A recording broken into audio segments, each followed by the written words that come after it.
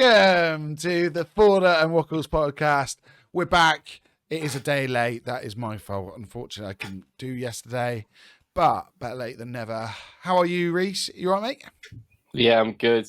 For end of the season, last game on Sunday. Thank God it's over.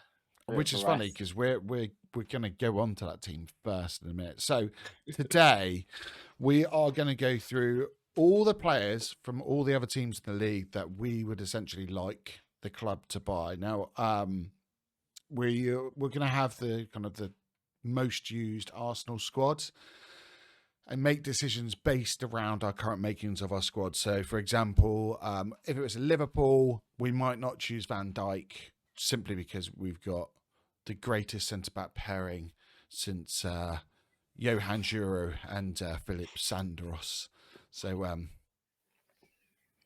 Reese is just rubbing his face because he's trying to work out who those are. Like, no, I've had that folklore. I did watch them. I did watch them. I'm sorry to hear that. No, to be fair, they probably weren't as bad as I thought they were at the time, but I was just used to like Kolo Toure and the jewelry was not as bad. I remember, but Sandros, I don't think it was that good. Like good. I've got like odd memories of Pascal Segun, who had like the world's hardest job to come in, and actually there's a parallel between him and Kivior. There's a little parallel. Yeah, those I do feel for them. Maybe in 20 years' time I'll look back and go, oh, poor Kivior. What a player. Oh yeah, what a player. Right, well, we might as well get into it then. So we have got, here we go, our most used squad, and we discussed this earlier, didn't we? The odd one was Leandro Trossard. So our most used attacker this season. I mean, doesn't that say a lot about our injuries? What are you looking at in the team right now? What are we getting? I think we just really need to sort out this forward line. You know, it needs to be sorted out. There needs to be some significant changes. I've been talking recently how I'm kind of like, we should try Saka in right centre mid. He shouldn't play there. He shouldn't start there all the time. But if we need a backup, he should be our Odegaard backup with Wineri in certain games. Depends like what you kind of want in that position. If you want a more pressing style, I'd rather have Saka in there. But if you want a more on the ball, we've got the ball, we're playing against a low block, I'd rather have Wineri probably there. Mm-hmm. But like, I think that could happen. And I think genuinely, if that happened, you could argue a right wing, a striker, and a left wing. The entire front three can be completely transformed. The rest of the team, it is what it is. Like, the midfield still annoys me, but that could be sorted out. And just backup defenders. Like, I think our front four of defenders, even some of the original backups, like Calafiori, has a lot to bring to this team still. Yeah. So it's just about backups in defence and starters in the front, I think. Yeah, I agree. So sell Odegaard, play Saka centrally. Yeah, that's my takeaway from what you said. No, I've been defending Odegaard recently, so that's my guy. He could stay in the team, I think, sometimes. I mean, let's start off Southampton. You know, our next, our final opposition of the season. Oh, do you want to go first? I think there's only one option, isn't there? I'm sure. I think there's two, because, well, like, obviously, if we're talking about defender here. Well, no, I'm actually going to go even more rogue than that. And the thing is, I was obviously, if we're talking about the whole of Europe, then this guy should not be considered. But when I look at the Premier League and I look at what goalkeepers are actually good, done. Oh my God! I'll take Ramsdale back. Like bring him back. Love this. I don't think I was actually thinking the other day. I was like looking at specifically the bottom 10. And I was like, I think he's the best goalkeeper in the bottom 10, other than maybe a Pickford and a Henderson, but both of them don't fit what we want to do. So, like, for Arsenal, I wouldn't care about what them two are. Everyone else, like, I think he's better than the other keepers. Maybe the Leicester keeper's very good as well. I don't want to, like, say he's awful, because he is actually very good. But, like, I don't know. I'm obviously, it wouldn't be... Well, he's got, like, a relegation release cost of 17 mil. We sold him for 30. Oh, we just made 13 mil. Get back. I didn't realise that. That's really... I think that's good. I think that's like laundering. That kind of feels like money laundering a Yeah. little bit. I can't lie though, but I mean, I'm I looking at some of those other teams. They should. Why are none of them pulling the trigger? Like Man United, after that atrocious performance, we won't go into too much detail about that. What they should just go and get Ramsdale now. Like, I don't care. You could talk about Onana and the financial problems and the fact that they've got other positions and voids to fill. Just go and get Ramsdale because they're in 16th now. Like, oh my god! I mean, There's I a lot love of that they're teams 16th. down there. Like he used to play for Bournemouth. Bournemouth, Mhm. I think, have one of the worst goalies in the league. No offense to Kepa, but I think he's awful. And like they're a good team. Bournemouth are a really good team and buy really smartly. I know they've been linked to some really smart goalkeepers. I can't really remember who. I think there's some championship guys they're looking at, which is fair enough, as well. And like if there's cheaper options than Ramsdale, you probably go for him. I could see him going to like a Leeds. I think Leeds will come up. They'll Oh, probably pay that sort of money. I think he'd happily go back do you there. know what? He might fit in Go at there. Leeds as well Yeah, because he I think loves being on culturally the he would. wind up, doesn't he? Ah, Yeah. that's a good shout. That's a good shout. It's funny that they have that sort of culture at Leeds when they have Daniel Farke as their manager, who's like the most like calmest guy ever. Like Yeah, he's never like that. He's always so like polite and nice. It's just so he funny. must look around sometimes and think, "What have I done? Like, what is going on here?" It's so so out of character. I mean, for me, it was Dibbling. I Yeah. think I looked here. So 10 appearances of right wing, perfect backup for Saka. You know, young English player that could come in and deputise and learn from Saka, but also 6 at attacking mid, 3 as the centre forward for Southampton, and then 2 as a right midfielder in a slight different formation. But I just think he's so exciting to watch as well, just from a pure aesthetic point of view. I'd love to have him at the club and watch him come on because it would just be excitement, especially in cup games, you know, being able to have a Waneri playing more inside, having a Dibbling on the outside. It would be great. It'd just be great to watch. I'd love that. Obviously, someone as well who has Chelsea links. He's in the Chelsea under-18s. So, you know, Berta can keep his quota of an Yeah. ex-Chelsea Get player, the and get a Chelsea we're player we're in. we're all good. We're all good. I like Dimblin. I like him a lot. I think like it's so hard for a player like him to really succeed at a team like Southampton who just don't have they did try to have the ball when Russell Martin was there. And I did and he actually you can actually see how good he was with it. Like he was Mm, so great at the start of the season. And then since they've kind of moved into a system where they don't have it as much, like he just can't really do anything. Like it's quite unfortunate for a really like pacey dribbling winger that just is at a team that don't have the ball. It's like being like that for Everton. It's like, what's the point? You might as well just go home. Like, yeah, yeah. there's no point. But he is like incredible. I think his the level he can reach is so high. But he's so young, and like the price that Southampton want to sell him for is going to apparently is around like 50 to 60 mil, which is insane. He's been linked That's a to lot. Tottenham. But I don't know if Tottenham will do that now they've won the Europa because now they probably could get better targets. You could argue maybe a bit ready for now. He's been linked to like Leipzig and stuff. I think if for his sake he should go to a middle Premier League team like a Crystal Palace. Like Yeah, I think a team like that would that'd be be good, or fun. Bournemouth. Or he should go to abroad. Like he should go to Germany. He'd thrive in Germany. They always do. Dribbling wingers in I Germany was just gonna love it. say Dortmund. Like you Just love think of it. just all the players that they have, like a Gittins, just has it all written over. Like an English player, young, gets experience, then comes back to the league, and then would command a big fee at that point. Yeah, I think he's a fantastic prospect. He really is. But which one are we going to go for? Is it getting Ramsdale? Because both are kind of necessary. We do need that backup right winger. Some might say Waneri, but I still think depth is a real issue for us. Or do we just bring back Rambo and go through that whole saga again?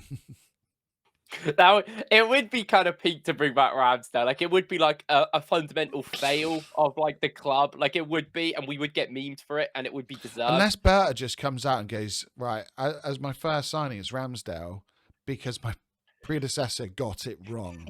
And he just starts, pouring fuel on the fire between us and Forest, and it's just Throw Edu under the bus. Yeah.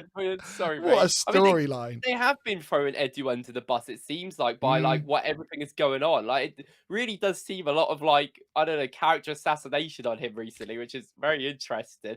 I think like if I'm looking like I think Diblin's a brilliant player, but I feel like for Arsenal, he's just too young for us to And really that commit to. price. Yeah, and I'm like, we'll get into other players on this list, but there's players for around the same price who I think are just a better backup, like in a way.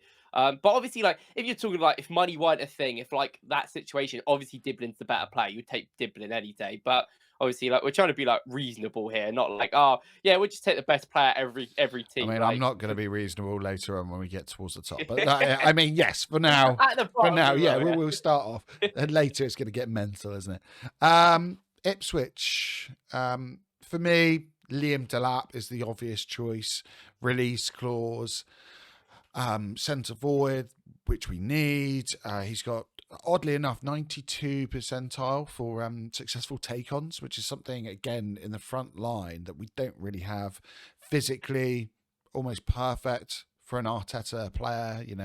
He's how tall is he? 6'1", 6'2", I think he is. Yeah, But I just think it's simple signing really from Ipswich.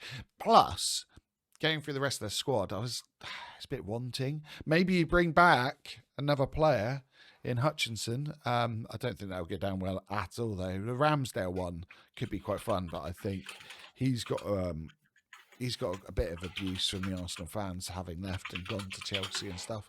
But yeah, for me, Liam Delap.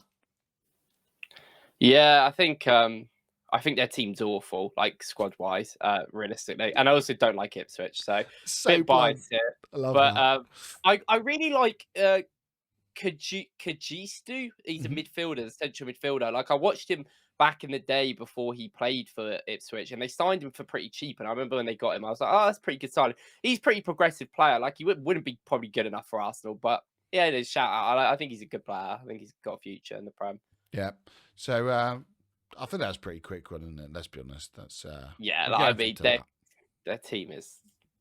I mean, we talk about them, and then we're going to get onto a team that is like probably even worse, to be honest. Like squad wise, it's Leicester. Like Leicester going into this season, I was like they have the worst team like in the Prem, and like they've actually done okay. Like they've done all right, but I mean, I don't think there's like any quality in their team. I think their defense. I hate Wout Fares. I think he's one of the worst defenders I've ever watched, and he is just awful. And then they've got like Bender. Oh, their team is just awful. Like, I hate all of them. I just think they're all crap.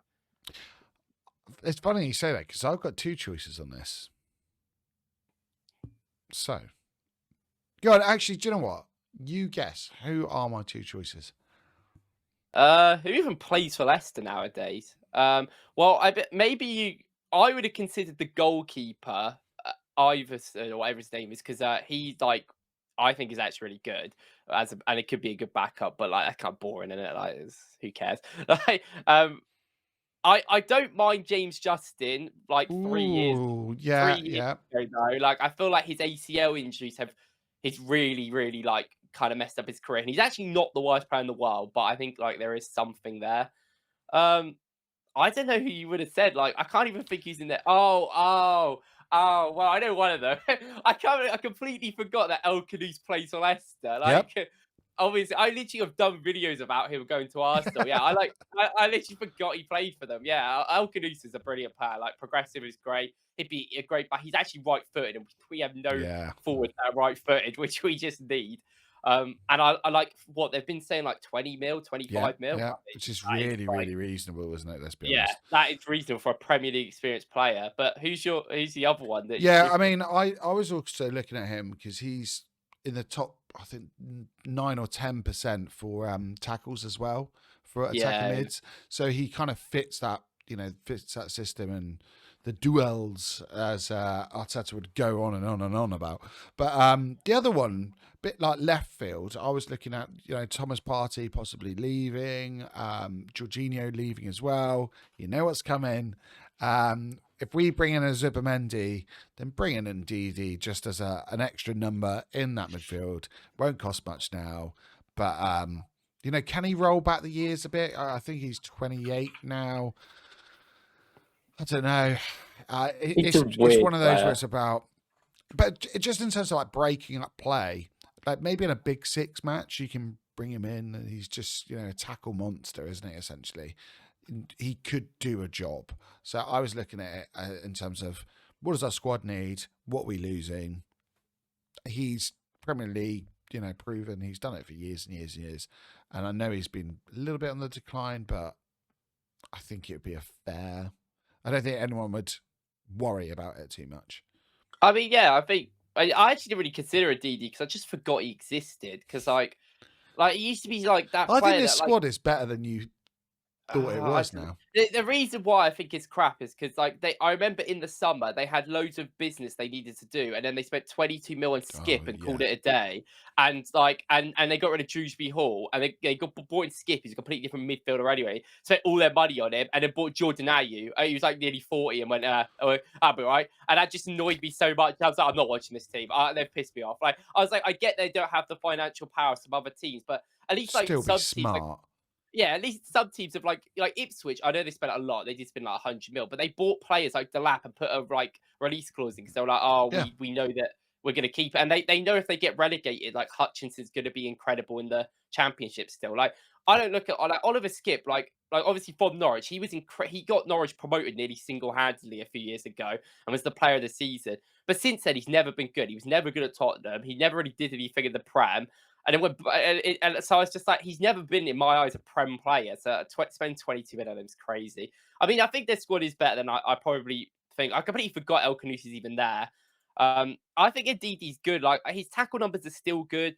Like he just doesn't move anymore. Like he's very like just like kind of stands there. But I think with Arsenal, with Jorginho's been good for us. Like and he doesn't move. So I think like as a pure tackler, we don't have that. I mean, look at his numbers. So this is mental.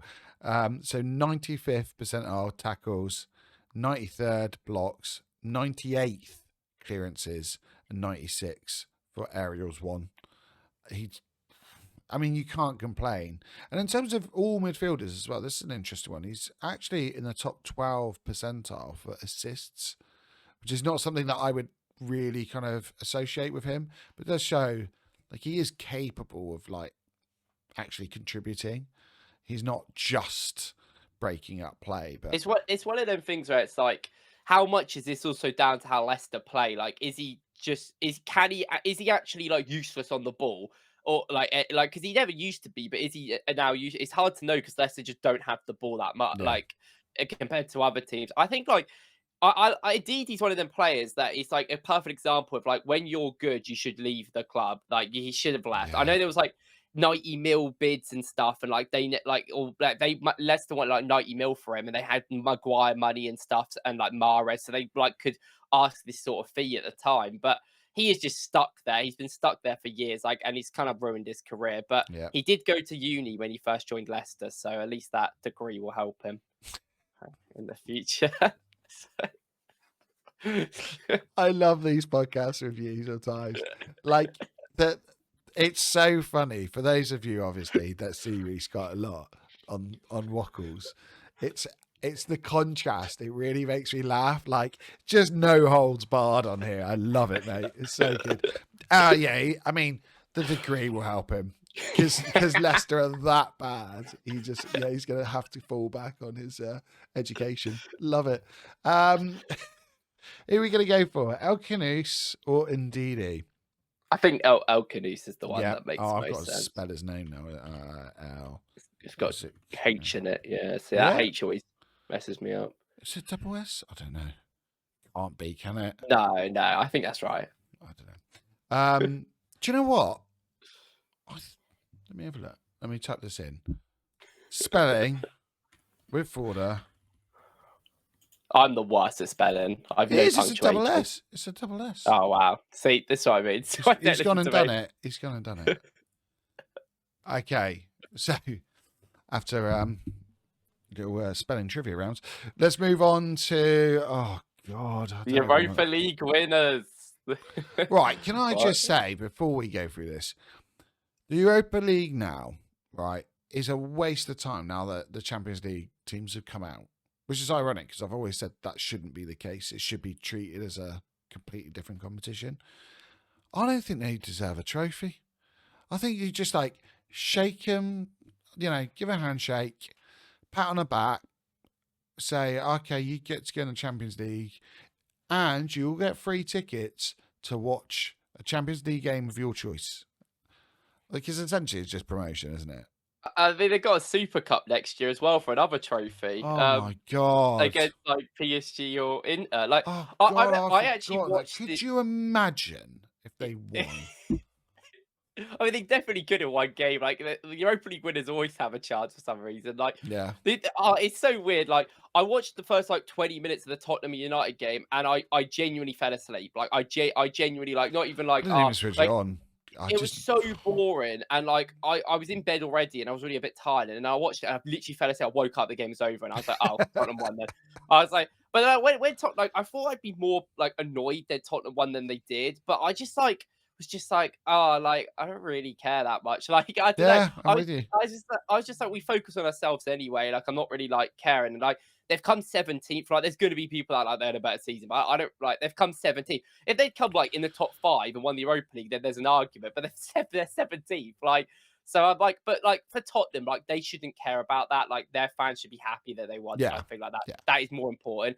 And it is still funny to see that like United are like finished. So like at least someone like didn't win. Like at least like it weren't like all happiness. Like Yeah. yeah. It's funny because I was trying to explain to some people recently that for me, growing up right through the 90s and then the 2000s, Tottenham was it's the local derby. It was never a rivalry. Like if that makes sense, it's just different.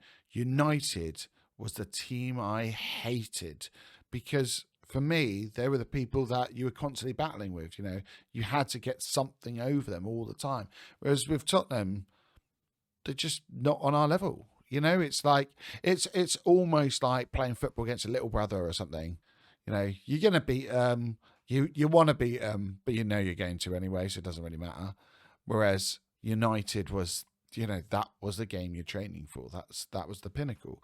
So, I mean, I really didn't care enough to watch it. The standard of football between them is just dreadful. Like I could walk down the road and see something of a similar standard at this point. Just and looking at these squads, there's not really anything there to like, and that's not even me being like, oh, I hate them both. So there genuinely isn't. Like going through this, I thought, who the hell would I buy? Go for Spurs. Who would you go for? I think I would consider Bergval. I know, like they just spent 30 million on him, and he's a child, so it's like never ever. And obviously, it's Tottenham, but like I think Bergval is a really good player that can play in multiple roles in midfield, and I think he's so young where it's like he has that potential. Same with Gray. Like you can argue with Gray as Yeah. well, where it's like he's a child, where it's like he can develop, and it's like we've not seen the most of him. I really do like Van de Ven. I think if Van de Ven didn't play in this awful Tottenham defensive system, he would genuinely be like a world class defender. And I think he is, but I just think the system does not help. Like he has to run more than anyone in the world. No wonder he pulls his hamstring every game. Like I Well, we think if know you all put about him, hamstrings, don't we? if We know if all you about put them. Van de Ven in the Saliba role, I genuinely think like on the ball he isn't as good, but I think he could do everything else as well as him. And I think like he is like very good. Like I think Van de Ven's class. Everyone Yeah. else in their team, I'm like give or take. Like I like your doggy. I think he's good. I don't think he's as good as people make him out to be. I still think he's got a long way to improve. Yeah. And then everyone else in my eyes is just like kind of mid. I like Solanke, but not for us. Like I Yeah. think Van I had Mickey Van de Ven as well. Like his progressive passes are very, very good. I think he would be a fantastic player. He would solve our problem as well on that right hand side. I think he would, he can play both left and right sides, but with Saliba coming out, like you say, that's perfect person to come in. Really, quick, can head the ball as well. He is a very, very good player. getting him out of the Tottenham wouldn't be so easy, but we did it with a better player in Sol Campbell, so it is what it is. The other player for me that I thought, and this is a bit left field, was Sarr. I quite like Sarr as a player, and I know he's not had like an amazing season, and I think sometimes he's underutilized by Ange, but just look at him and I think, I wonder if we could get more out of him. He's got like a lot of energy, and I think maybe even in not the same role as Rice, but a similar role to Rice, you could get something more out of him. But he was the one that I kind of looked at as more reasonable to get. But I know he's not. That's not me saying I want him. You know, he's not on the same level as our players. Yeah, I think I was actually saying the other day to a Tottenham fan, I was saying that like I hate your midfield. I think your midfield's awful. It's the worst part of the team. But I was like, actually, I think Papa Matasar is the one guy in the team that has like something. Like he's a pretty good all round player. Like he does really like close the gaps. Yeah. Like Bentancur is not. He used to be a progressive midfielder, like especially a carrying midfielder. Doesn't really do that much anymore. Basuma, in my eyes, is just like on and off, and he's off. His floor is so Most low. of the He does, time, yeah. and also off the ball, he does not even move. Like all their goals they concede is just because he doesn't bother, and it's like that would just frustrate me so much. So yeah, I think like I think Tottenham and United are so weird because like before the game, I was just like I genuinely sat there. I was like, I don't know who has the better squad. I think United have better like stars, but I think as an overall squad, Tottenham's is probably better. Like just, Yeah. but I was I like, just it's just like balance wise. there's so many holes in both teams where it's just like I don't even know like what's going on. There's just like teenagers playing because and they're not even like very like they're not even no they don't even know what they are yet. And it's just like it's just such a confusing part for both Which teams. is the kind of biggest concern for those teams? Is it the tactics that they're trying to implement, or is it the squads? Because I look and I think I did go and watch the match, like not all the way through, but kind of just flicking through and just trying to see if there was any action. And I kept on looking and I thought, what's Amarim doing? Like you look at that squad and it's not made up for the football he wants to play. At some point, do something different, because this is like Arteta never wanted to play a counter-attacking style of football, but he knew he had to do that to get any chance of winning the FA Cup. And I think sometimes managers they stick to their principles to the detriment of their team. And I understand across the league season, he'll be looking and thinking, right, I need to be doing that. And that time under tension, eventually these players will understand what I'm asking them to do, how they're meant to, be positioned on the pitch. And when we get different players in, then we can progress even further. But in a cup final, you have 90 minutes to win. That's it. After that 90 minutes, if you're not in the lead and you're not drawing at that time, that's it. You don't get a second chance. You wait for a whole other tournament. And we know all too well it's hard getting to finals a lot of the time. A bit different in that kind of situation. They had some lovely teams to play against, but even so, I just think it was the wrong decision, because even Ange kind of went against some of his principles.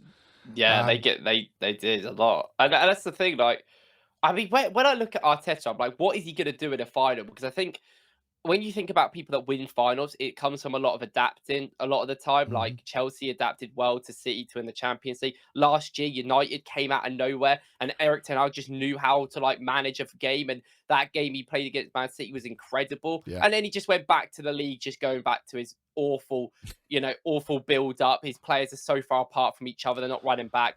And it's just like, what? Like, I get that was a game specific and you're playing a different team that want the ball. It's a bit different to playing like a Palace at home.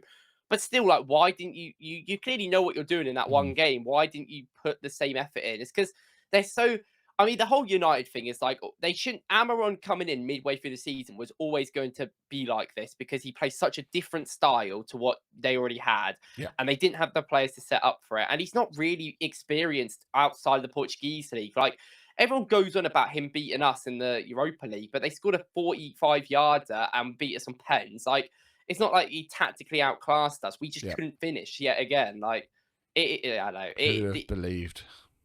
Yeah, these teams are stupid though. Like, I think for Tottenham, I think Van de Ven's probably the Yeah, best. I agree. I just thought I'd bring up Saar as just an alternative. Essentially, it's but this is the obvious one, isn't it? Yeah. And then for Tottenham, I think there's only one player, and I hate him, which is the most ironic thing. Just Bruno. I think he's ironically all the holes in his game. Odegaard excels at, and all the holes that Odegaard has, Bruno excels at. He's a forward-thinking player. He's a risk taker. He has moments in him. He doesn't always perform in the big matches. But then, having said that, Odegaard doesn't either. So that's something that they do have in common.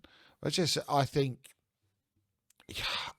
like we just said, scoring goals. He is someone that you think, oh, at least he might do something. He might do something. And for me, that one little bit is, yeah, a good reason. Plus, taking someone of leadership out of Man United would be lovely as well. Yeah, I think I've always I don't like Bruno, I never have, but I've always been since he's come to the Prem being very like high on him as a player. He came into the Prem and he was shooting like 7 times a game and he was scoring. And it was just like yeah, cool, you're scoring, but you are shooting all the time. That's why you're scoring. No one else is allowed to have a shot on your team. And he's calmed down since then. Like I personally don't like Bruno from a mental standpoint. I think like everyone goes on, like every time United win and he plays really well, everyone goes on about his leadership. But he is just an incredible footballer. And half of the time, when they need someone to turn up, he is their best player. So he is going to turn up. I don't think that's a leadership perspective. I just think that's a quality wise. I don't think he's great at demanding the troops. I don't think he's brilliant in interviews. I don't think he's brilliant at talking to the team. He's very hot headed. And I just don't think you want that from a captain.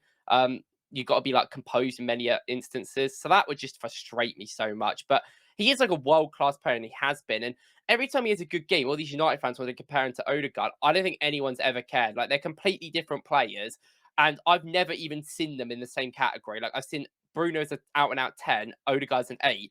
And it was funny because 3 years ago, Odegaard was a better 10 than Bruno, despite not Yeah. being his position. But, like, now, yeah, Bruno's better, but he is a 10. Like, I expect that. And, I mean, the rest of the team is awful, like, around him. And he might go to Saudi now with their loss. I mean, if I'm United, like, they can't afford to let him go because he is their best player, but they need money and he's And his 31. age, yeah. Yeah, like I they need. think it's. I mean, keeping him. Let's be honest. Keeping him is not going to progress them. Like when you come to the end of a cycle, which we are. If you look at our team, our midfield has come to the end of a cycle in terms of Partey, Jorginho. Odegaard possibly. I mean, I hate to say that, but we do need to refresh things one way or another. The left-hand side in terms of Trossard or Martinelli, a lot of people have arguments about that, but it needs some refreshing. For them, they have got so many problems, and financially, they've got problems. So at this point, maybe you just go, okay, let's do it, because what are we going to do with Bruno? Whereas they could go out and they could spend wisely. And, we were mentioning earlier about, Ramsdale at that price. Okay, there's probably cheaper players, but in terms of like Premier League proven, you could get him in through the door. You could go for a player like we talked about Mascara, or there are options, but they seem to just make the most bizarre signings sometimes. And for the prices, I think just do what we did. Look at when we went and got like a player like Tomiyasu.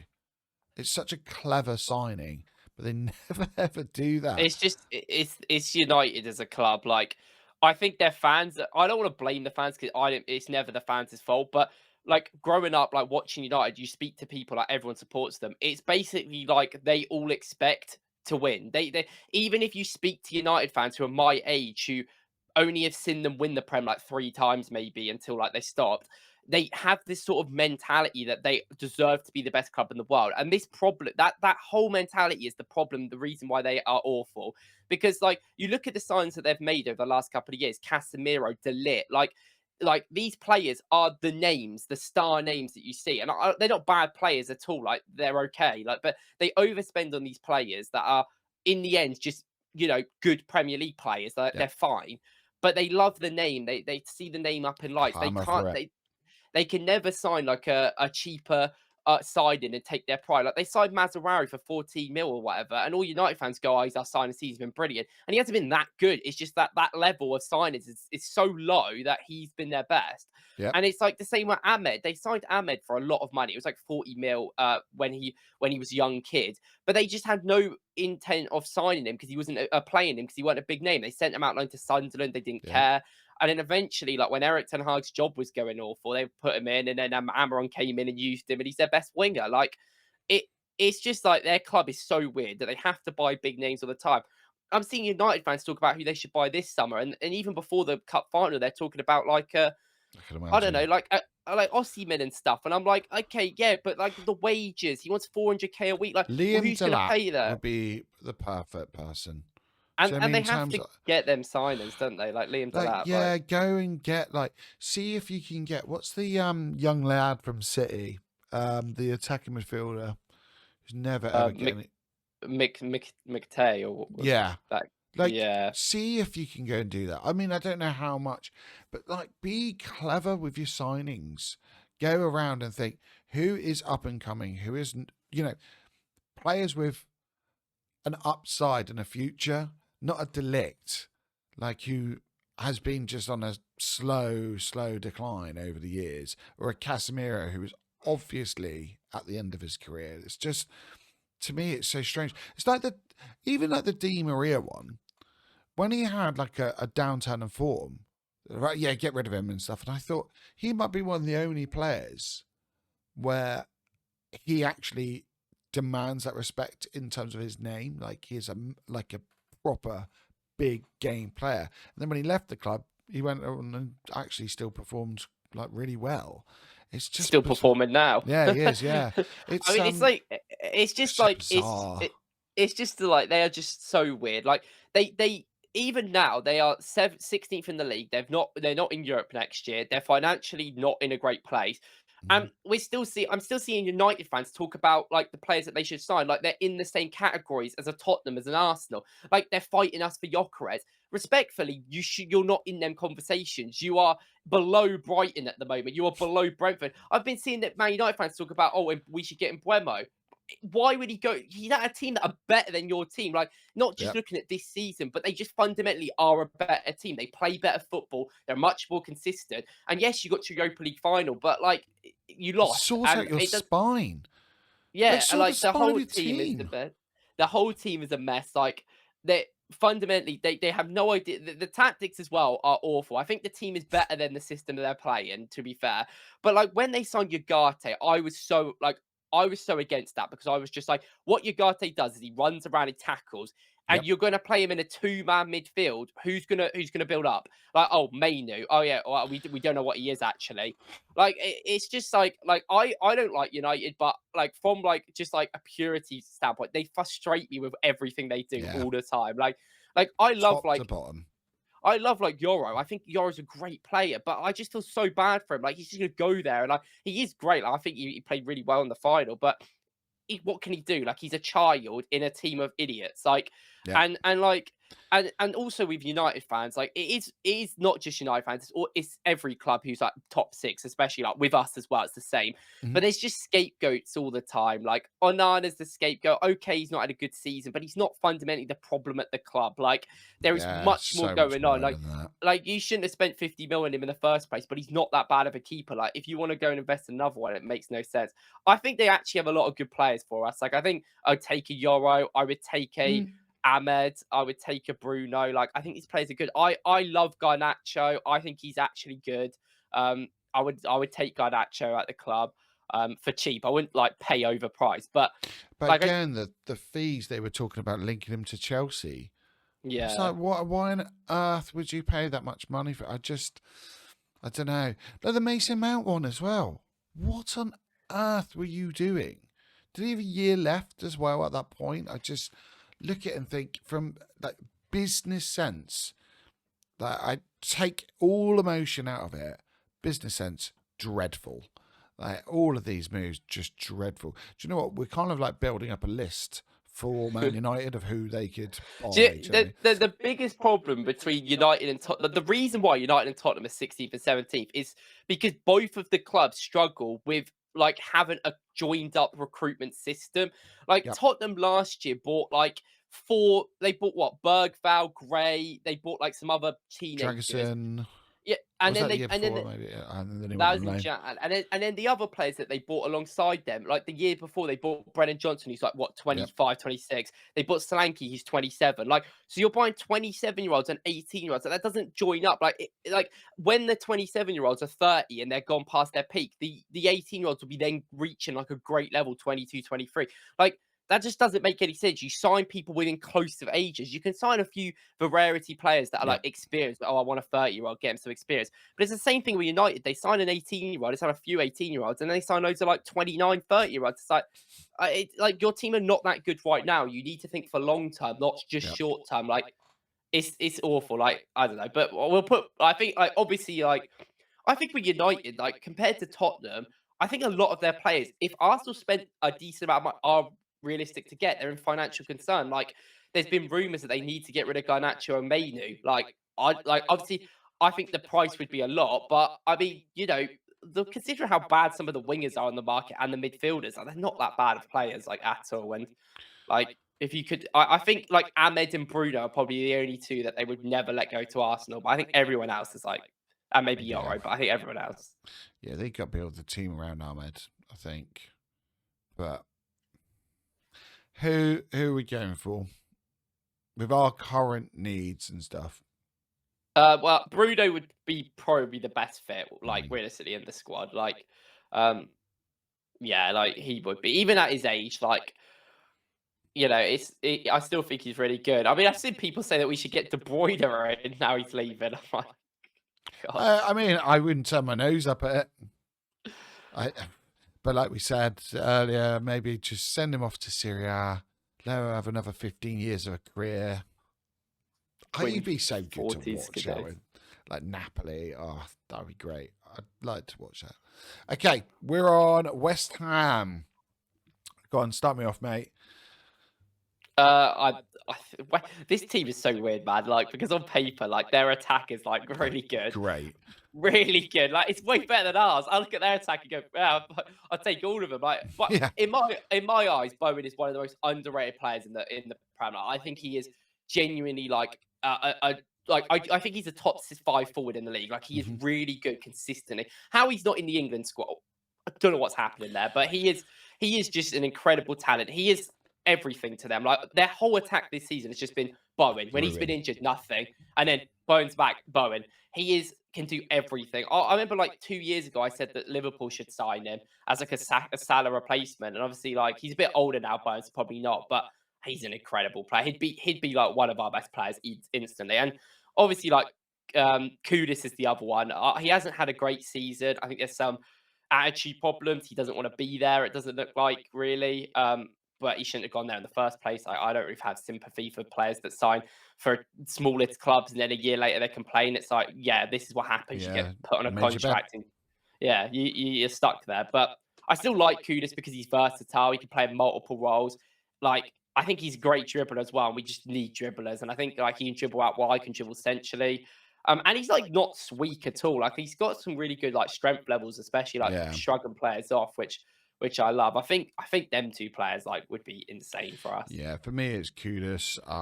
Regardless of the season he's had so far, he's still making like 3.19 successful take-ons per 90, which is obscene. I mean, it's so good. Strength-wise, yeah, he's really good. He'd fill in a lot of those voids as well where we've had injuries. So like Trossard coming in and surprisingly having the most minutes. If that was a Kudus, then I think maybe we would have progressed even further. He's still 24, so he's not, it's not like he's 26, 27, and you're thinking, is this kind of now where he's leveled out at? Is he going to be stuck there? So there is time for him to improve. Yeah, so for me, and the other thing is this the lowest price that we're going to get for him, unless he runs down his contract. I think. Well, the problem is like Saudi are interested, and I just think he's still going to cost like stupid money. I will say with West Ham though, like their squad is not bad. Like No, it's I, not. I think that there's some problems with like how they've played. I think Potter eventually will get it like properly going. I think next season if he stays, which I imagine he will. But I look at their squad. I'm looking like Todibo. I loved Todibo when he was in France. I thought he was incredible. He just doesn't really do anything there. Like I think like Max Kilman was a good player. I mean, I've heard a lot of West Ham fans have been saying how great he's been this season. So I've always thought Max Kilman's a great player. Obviously, he's a bit older. It's his birthday today, so happy birthday, Max How Kilman. do you know that? I was just looking at the date and it says 28 today. So I was like, oh, okay. I was like, And like how do you know the player's birthday? Like, geez, mate, like you need to get outside. And one player that I do actually like, but for Arsenal it doesn't make any sense. But like I love him. I think Aaron Wan-Bissaka is actually really good. Like Oh, he used to annoy me because like everyone calls him this spider because he just slides still all the time. And I remember when he gave away a pen to Liverpool last season because he just slid them out in the box. And I was like, yeah, that's why you don't do that every season. And they yeah, always tell you as a defender not to slide, and it's the only thing he does. But as every time we play West Ham, Aaron Wan-Bissaka just he cooks was us. Like great. he's so good. Like going forward, I think he's a great right back. To be fair, so, Yeah, no, I mean, I'm putting my foot down as Kudus.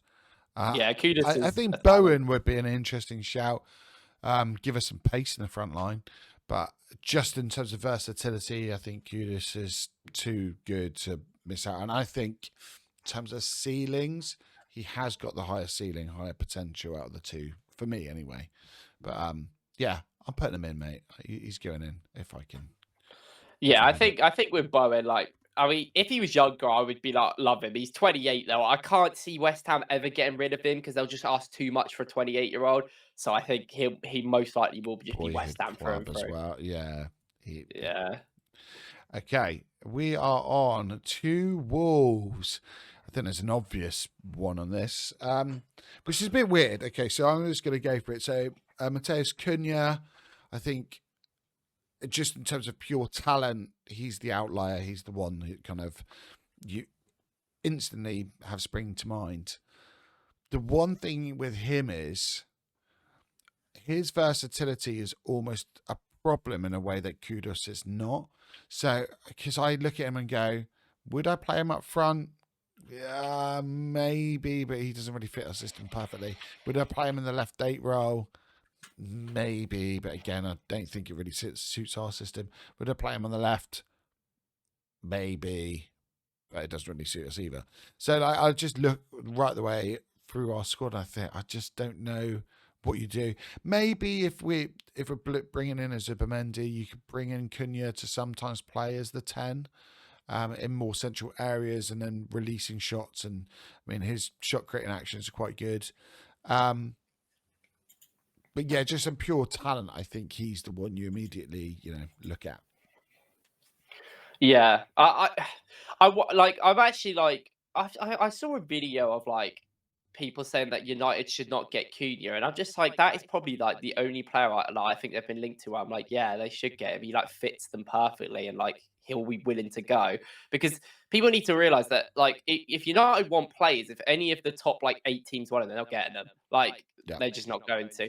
And I think with Cunha, I think his best position for Arsenal would be left centre mid. And I just don't think we need a player that's priority is to play left centre mid. Like I think Yep. a player that can play left wing and left centre mid and maybe like left strike, like up front on the left side a little bit, could be like an option like El Canouse, but that's a cheaper option.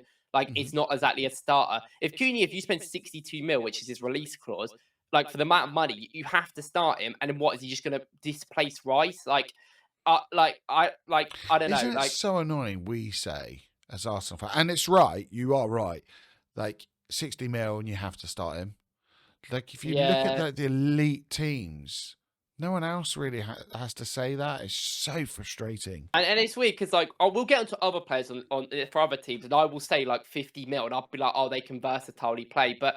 Like sometimes it's a difference. Like some players can come into the team and play like 50-50 minutes with other players. Like it's not like what Man City do. They buy like 10 wingers and they all play around the same amount of minutes, especially on that left side.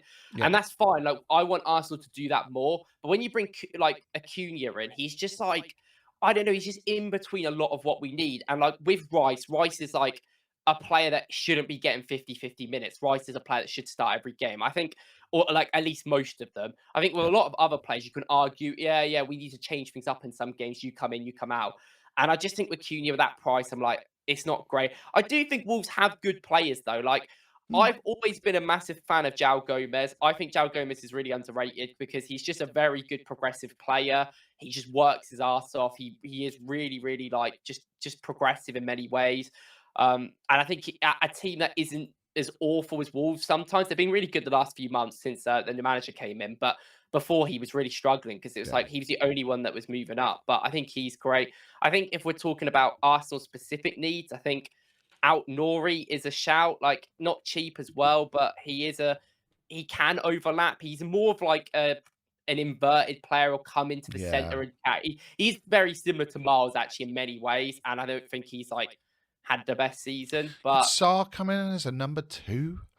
I mean, the likelihood of that happening is pretty much zero, but it's I don't really rate Saar to be fair, but yeah, I mean you could do. I don't really like I mean, I don't know what they've been doing with like some of their defenders. Like it's just an absolute mess back there. mm, But I know Wolves are a weird team. Like I think they have some real good potential, like players. But yeah, like I mean, Cunha is the main one, isn't he? Really? yeah. I mean, if I was to pick anyone, I'd probably pick João Gomez just because I think it's a backup. I actually think it's like from a It's a good financial shout. standpoint, it makes more sense. But yeah, Cunha is like the one, really. Yeah, yeah, we put in the obvious one for this, but I think for the needs of the squad and the money, it's not one we'd actually go for in real life, but for the purposes of this video, we'll put Cunha in. Okay, Everton, start us off, mate. You go for this one. I mean, I got one name, and it's Iliman Njai. I think that guy is so underrated. He is an absolute star. Like he was a star at Sheffield United, went to Marseille, didn't get played like everyone. You know, any Norwich fans know about Jonathan Rowe. But like he is just so like I'm actually glad he's had a really good end to the season because I've been like talking about this guy praise. He's the only person in this Everton team that has like a serious technical ability. Yeah. Like everyone else is very much like, and it's how they play, like hard head, cross header. Like, you know, Jack Harrison's got a little bit, but they're very much, it's just Everton style of football. Like we all know what it's like, but he is such a good player. Like he's such a good dribbler. He takes people on with ease. Like his take ons per game are great. I think he's like he doesn't get on the ball a lot, but I think he's shown a great level when he does. He Yep. works incredibly hard for a team like Everton, runs back a lot, defends well. He can play on the wing. He can also play in the centre as like an attacking midfielder. I don't think Everton would maybe charge him. I think like the most he'd ever cost is like 30 mil, maybe. And he's 25. Like he's a really good age. Like I like Njai a lot as Yeah, he'd be really good. I mean, defensively as well, it kind of goes under the radar, the amount of tackles he makes for his position. And I understand it's slightly different working in an Everton team. But yeah, there's a lot of upside to him.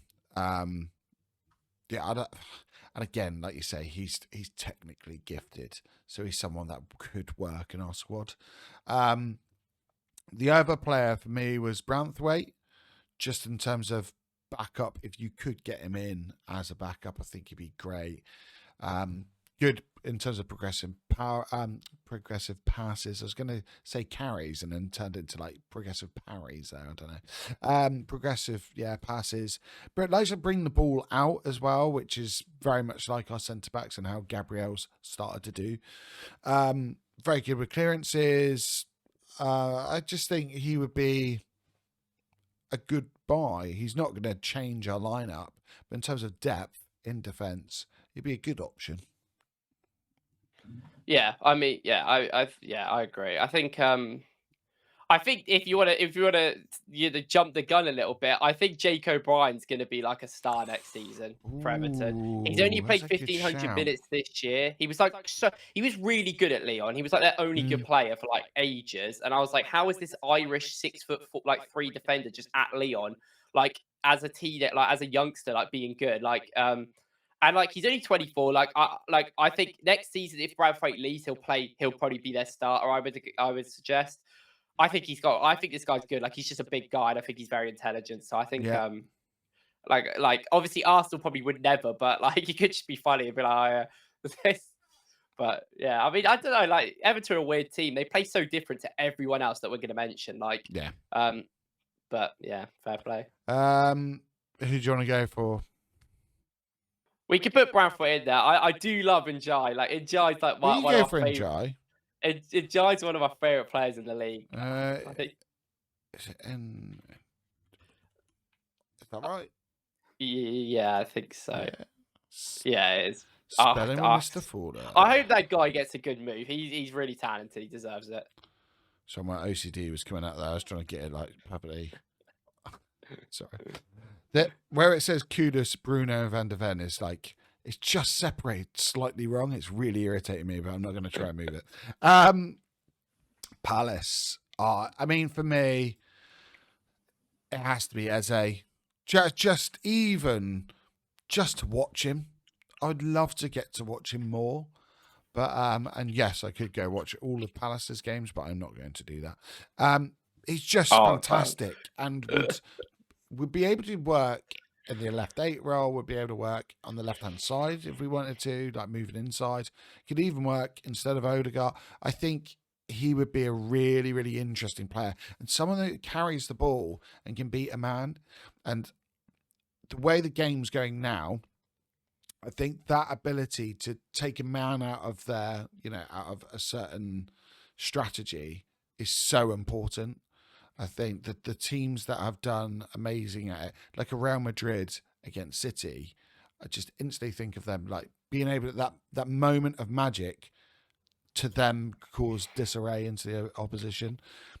He would just be unbelievable. I would love to have Eze. It's one of them things as well. Like I speak to some analysts about Eze, and they're like, "Oh, he's not as good as you would think." But I'm like, sometimes you need to just have some fun. Of like, what? Like I look at things objectively, but I also have fun, and I think Eze is just such a fun player. Yeah. And also he's a great guy. Like that mental part of it. Every interview he does, it just seems to sound like when I watch him, I'm like, okay, I've said this a few times on Twitter actually. Like I think I'd love him at Arsenal, but I don't know where he'd exactly fit in, and I'd want him to like start a lot. And there's obviously a lot of like moving parts, but like if he's there available like for 50, 60 minutes, I'm like, if you have the money, you get him. Like I think he's a real star.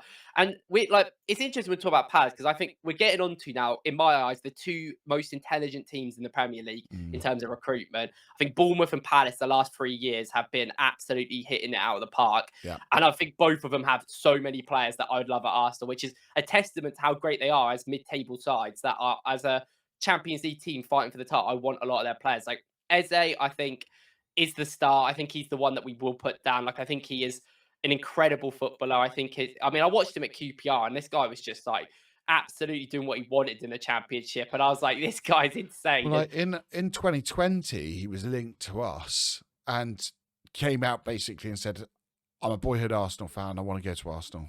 And unfortunately, it didn't happen. But I think that move to Crystal Palace has been superb. Like the signings of him and Elise in particular are, they are. If you're a championship player, go to Palace. That is because Palace is so intelligent because they know they're a mid-table side, so they know that all the other teams that are going to watch championship players are basically going to be below them, so they can just monopolize that market, and they're just so good at developing talent that I'd go there. I'd be like, yeah, all right. I'd be like, because they bought Esse in from Millwall like in January, and that's going to be another one. I'm sure we'll be talking about him next season. I'm sure, like when he gets more game time. Some of their players are like I think incredible. Like obviously Mark Guehi's like a big player in the media. I don't think I think the price that he's at is not as good as like he is, and I think he was incredible for England, and I think that kind of like made people realize like, oh, is he actually that good? But like I don't think he's consistently brilliant like for Palace. I think there's some problems I would have there. I think Mateta is an interesting candidate because he is. Because Mateta is so weird because that guy scored 3 goals and I think 56 Premier League appearances. A lot of them were substitutes, but like I remember doing all the stats about this guy like a couple of months ago, and then since then he scored something like 35 goals in like 45 games, and like he is massive. He's just a bully. He's just everywhere. He's such a good hold-up player. Like he is just like a traditional number 9, and it really, really is good. Like I think. like Palace, I've always been saying that Palace probably should consider selling him just because this is the best he'll ever be in my Yeah. eyes. I don't think that they'll ever get any money for him more than that. But maybe you just keep him because he's great. But Mateta is like a backup for Arsenal. Obviously, like depending on money, wouldn't be a bad option. I think I like obviously like Wharton is like I forgot is about there Wharton. yeah like what Which is really interesting because that's someone that was on my list when we actually did. You had him as well, didn't you? yeah When yeah we did our possible, transfers, he'd be a really interesting player. That him alongside Rice would be great to watch. They'd be really, I, really good, I, and the I mean in the ability FA to Cup. interchange. In the FA Cup final, he was the best midfielder on the pitch by Mm. far. Like he was outstanding. He's just so like he just feels like a player that's like developed in so many ways. Like he's strong, physical, but he's also so good technically on the ball. Like he's got great long pass. Like he can run with it if he needs to. He's just very intelligent. Like I think he is like in my eyes, like he has to start in my Oh, do you know what? I might change my mind here. for the World Cup, in my eyes, Wharton has to be playing. Like Yeah. he has to Yeah. start alongside Rice, and like I think that can work really well. And I think for Arsenal that would also work amazingly well. I think Wharton's a star. Oh, which do we need more? Like, do we need an Eze type player, someone that he has over 3.5 shots per game, he's taking on players, great to watch, obviously, but I don't think that's something that we desperately need right now. Maybe it is actually after this season's style of play, maybe, or a Wharton, bearing in mind we're bringing in Zubimendi as well. Yeah, I don't know. I don't know. I feel like Eze might be more needed right now. Also, because he's the versatility part of him. He can play on the left wing. Yeah, Like he can play deep. He can play like central midfield if he has to. Like when he was in the championship, that guy was just like so lanky and he was just running around doing what he wanted. But now he's like a physical beast. Like he yeah. is proper in between the lines. He'll take people on in tight areas. Like that sort of player. I think for Arsenal, I have some questions of like how Eze perfectly fits our squad, but I do think I like overall if he was there, I'd get him. I think he's great. Yeah, I I spoke think with to Wharton, I don't. I spoke to Dan Potts last summer, and he was saying like that's the player I want in. And at the time, I said no, like we've got different issues. Um, and it's ironic, 12 months later, and I'm going, actually, maybe he is the player that we do need. I think we put I, Eze in. yeah, I think for like our team needs, if Wharton, like we've said before, could cover for that left centre mid, which I think he's perfectly capable of. I think he'd be like insane. Like he'd be such a good player. But I don't know if we need him. We've got Miles as well. We've got like I know Yeah, we've yeah, got so that is many true. players. It's so hard. Like it's so weird because we've got so many players, but it feels like we don't at the same time in midfield specifically. Yeah, Like I don't know. It's a weird one, but either of them are like incredible and like incredible players. that would be so much fun, though, wouldn't it? Do you think? Here's the folder question. I do this every like couple of minutes, don't I? Just suddenly come up with a question for you. Do you think the transfer of Elise to Bayern Munich, and the fact that he's performing on the highest level now, do you think that's something that's in the back of Eze's mind? Like, I can do that as well. I need to go to a big club and I need to prove myself and actually be at that top table of teams. Yeah, I think it has to be a consideration. I think even more so, like if Palace has come 12th, I feel like there's it's like one of the things where it's like yes they haven't done a lot but it is good for them like it's where they come but also is that like ambition like oh Mm, have I like maybe there's like unfinished business but after Eze was a standout in the semi-final of the FA Cup and then a standout scoring the winner in the final he's given the Palace fans a trophy that they haven't had in so long yeah. like ultimately like I don't want to talk about the legacy thing over Zaha because I like ultimately it's not my opinion it's about Palace fans can think what they want which is more Ooh. important but like he is going to go down as a folklore legend at Palace, even if he hasn't had the same longevity as a maybe Elise in the first team, because Elise was a bit better early on, or a Zaha was there so long. But Eze like has brought them a trophy at the end of the day. Like like he should surely think like as well with the England setup as well. It's been quite evident that he will get some minutes if he's playing at Palace, but I think if he's playing at like an Arsenal, he'd play a lot more. And I think Eze is better than James Maddison. Like I do think he is, and I Yeah. think because of the clubs that they're at, I know Tottenham obviously are like lower this year, but they are still like a bigger club than Palace.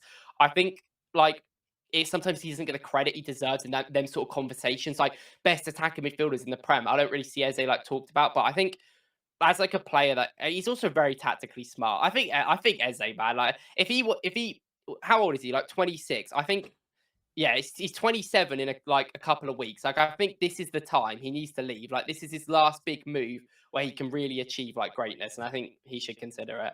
Yeah, 100%, mate. Okay, we have got Bournemouth next. So two players immediately sprung to mind for me. One that I've chosen simply because of our needs. I'm interested to see what you're going to say. So you go first on this one. I love Bournemouth. I think they are such a well-run club. It is ridiculous. I mean, there's so many players in their team that I'm just like would do a job. I was thinking about this yesterday actually, and I came to the conclusion that I was like, I don't know what's happened to him because I think he's been injured this season or he's just not played that much.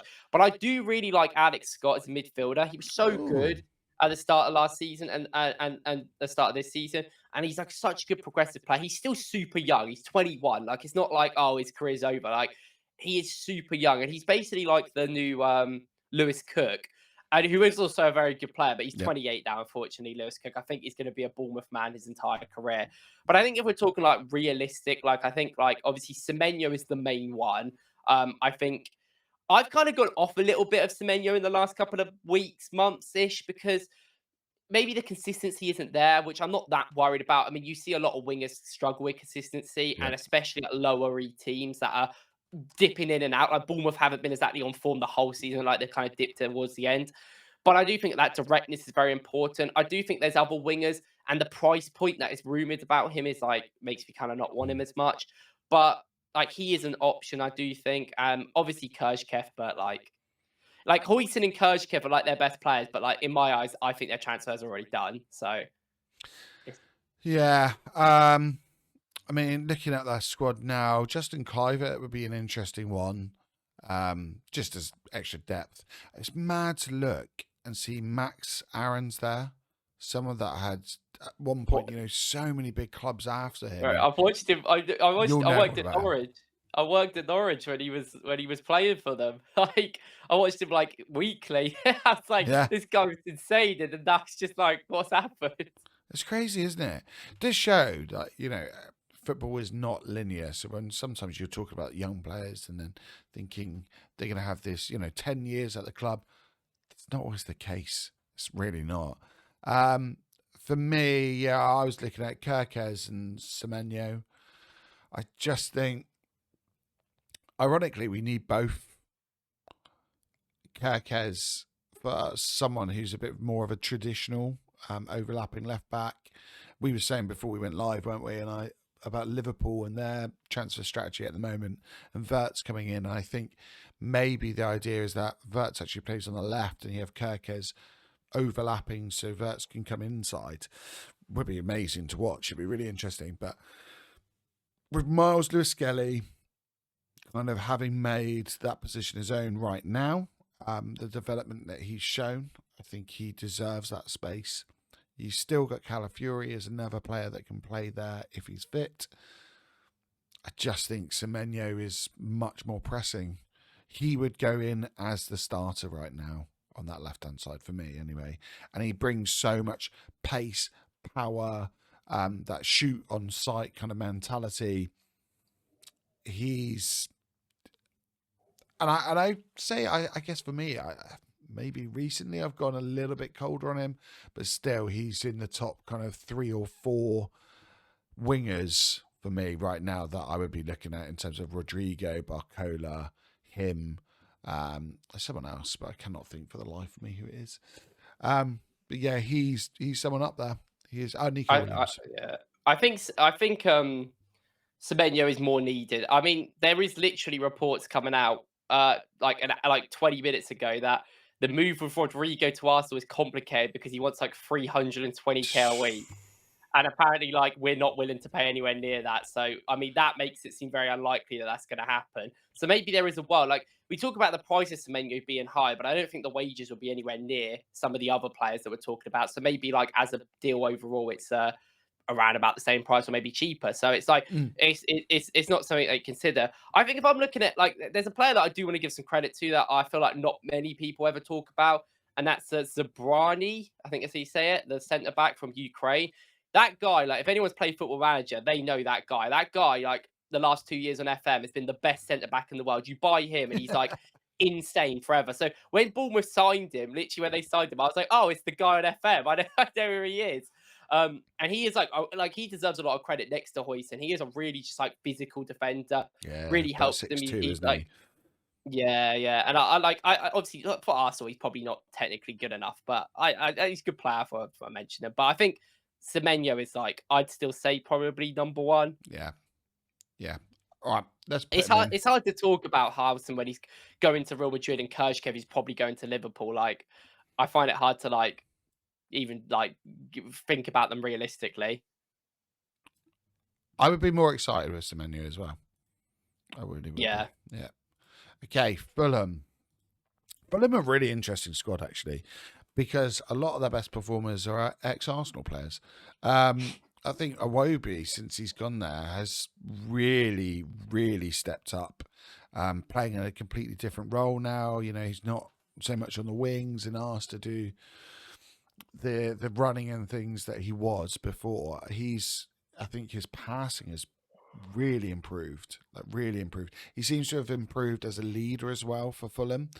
But for me, I think it's Robinson in terms of needs right now. And I know we've put Ramsdale in here, but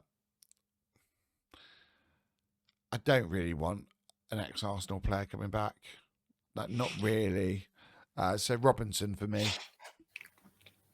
Yeah, I think he's like that. I think their team's weird. Like, Fulham are just one of them teams that have built a very good like mid-table team with mid-table talent. Like, you look at some teams like the teams below them, like Palace or Bournemouth or even Brentford. I think they have higher ceiling players, like world-class talents, but then they also have a lot of low talents that kind of balance out. I think Fulham are just a balanced team overall. Yep. I think Robertson's arguably been the best left back in the Premier League this year. He's definitely in a shout. He's got like 10 assists or something. He's got like double digits assists, which is incredible. And as like an overlapping left back, he'd be like really good. But like, yeah, like the price is obviously going to be way too much. And like, it's just like a weird situation because I don't even know if Robertson's going to get a move. Like, I've seen Out-Nori linked with United, Kershkev, Liverpool. Like, we kind of need a left back, but I think we'll end up buying a youngster rather than buying like a fully fledged player. So I don't really know like what other teams need a left back. Like, Newcastle do a little bit, like Villa probably need a few fullbacks, but I don't know. I don't really see him going for Robinson. So yeah, I think he's got a real big shout to be in the England squad, because it seems that Lewis Skelly is going to be the first choice for England. He'd be really interesting backup. Well, there is a few problems with that. His 50 caps. Oh, cool. Of course. Yeah, might be a problem. Sorry, it's because he was born. He's born in the UK, isn't he? He and literally then he sounds like English. Like, I've seen the interviews to him. I completely forgot that. That's mental. That's mental. I've almost like, what was that? Have you ever heard that phone call when the guy's talking about oh God, what's he called? He's a keeper playing in Scotland, a Finnish keeper. Have you ever had that phone call? I've forgotten who they're talking about again. But essentially, the guy says, why are we not calling him up for Scotland? And he says, well, he's Finnish. Because he's not Finnish, he's still playing. And no, he's Finnish. He's from Finland. So I love that phone call. That's essentially what I've just done. Wonderful. I think the other thing with him is that when you look at him, obviously the progressive carries, progressive passes is something that instantly springs to mind. But defensively, like, he's still in the top 3% for interceptions. He's still in the top 9% for tackles. So it's not like he's really lagging behind in those. He's actually pretty well-rounded, possibly more so than Kirkes. So, he's had a fantastic year. Are we putting in Robinson, or did you want Yeah, I think Roby, or do you want?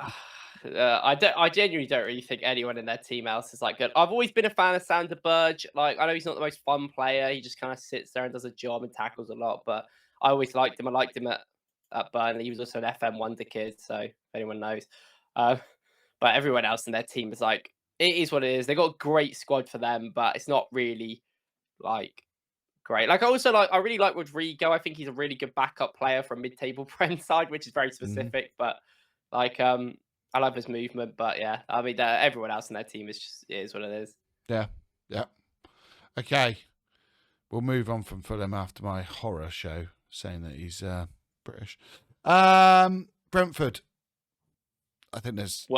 Well, the guy I made a video about today, Brian Mbuemo, is so good. Like, Oh, just bring in. I know that he's not the priority, and I understand he's a right winger, but he can easily play up front. I'd rather not play him up front, but I mean, in the video today, I literally said that like if he comes in, it just gives us more options. Yeah, I don't want Waneri being the backup for the right centre mid and the right winger. If you bring in Buemo in, you can have Saka come into the midfield. You can have Waneri covering the wing. You can have like Waneri isn't forced to play as much as he probably will have to. Like that you can bed him into the team a lot more like we kind of need to do. And Buemo, like, I'm sure that he'd be perfectly fine with playing 50-50 games with Saka. You start one game, he starts another. You know, you come in. Like, I'm sure that he won't, like, demand to play. He can play up front as well. Like, I think with Saka specifically, he can work really well off each other. Like, I don't think he's necessarily tied to, oh, we can't play one and the other. Like, I think they can play well together. And he's just like a final third player, but he also works incredibly hard. Like, yeah, really but does. Brentford are a very good like litmus test for our team because they play not similar, but they play more like us than a lot of other teams in the league, where they sit deep and then they will hit you like directly. Like they go a lot over the top. A lot of other teams don't, and we do a lot. And that's why we got Raya off them because of that like over the top balls that he does, especially to the wings.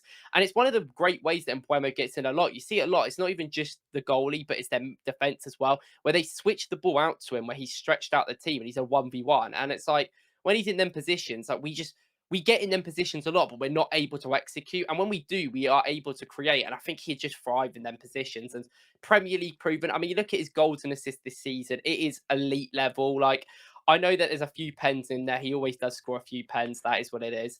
But I mean, he in my eyes, like I know some people aren't the biggest fan of him, but I do think like out of any other winger on the market, especially on the right side, like he is just very unique and very like good, I think. Yeah, no, I think it's just done. The only other person for me would be Damsgaard. I think he's a really interesting player.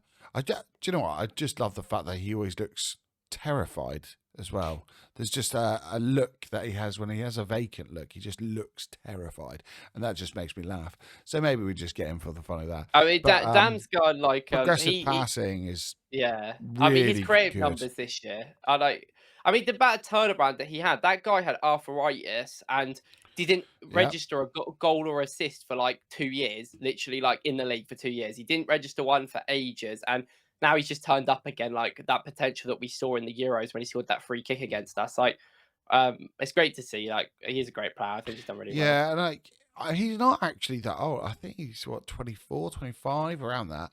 So he's still got a future ahead of him. And I think possibly because of all his history, you look at him as an older player. You know, some players you look at and you think they're much younger than they are. I think he's the opposite. I think he's one that you look at and sometimes think he's much more experienced than he actually is. But yeah, I think Brentford, it has to be Mbuemo. He's the standout performer in that side. Yeah, he's just an animal. Like he would give us a different mentality to you looking at that front line. It's a very nice front line for Arsenal. I think he's someone that's just very different, and you know, I mean, different like, sometimes is really good. yeah, and City, people going about like stacking talent and stuff, but I'd rather Arsenal stack talent in forward areas than not at this point. And like City will just buy a winger for like 40 mil and just shove him on the bench and he'll come in some games. Like, we need to do that more. I don't want to see Saka starting every game because Yep. like as much as he is our best player, like he is tired. And I the do want to surgery mention he's had as well. yeah, like you can see like the performance level since he's come back, he's struggling a little bit, especially with like finishing his shooting. I think is something he's really like not been great with. I do want to mention Visser because I think he Yeah. is such Did a he weird break the player. record as well? Break Tony's record for goals, I think. Yeah, yeah, and like Visser is so weird because he's like the most like non-Premier League like modern Yeah. striker. Like if you look at all the strikers in the top 10 that are scoring goals, he is so different to all of them. But he's just a really good poacher in the box. Like gives me a little bit of Eddie vibes in many ways, but he uses his body really, really well, even though he's not very big.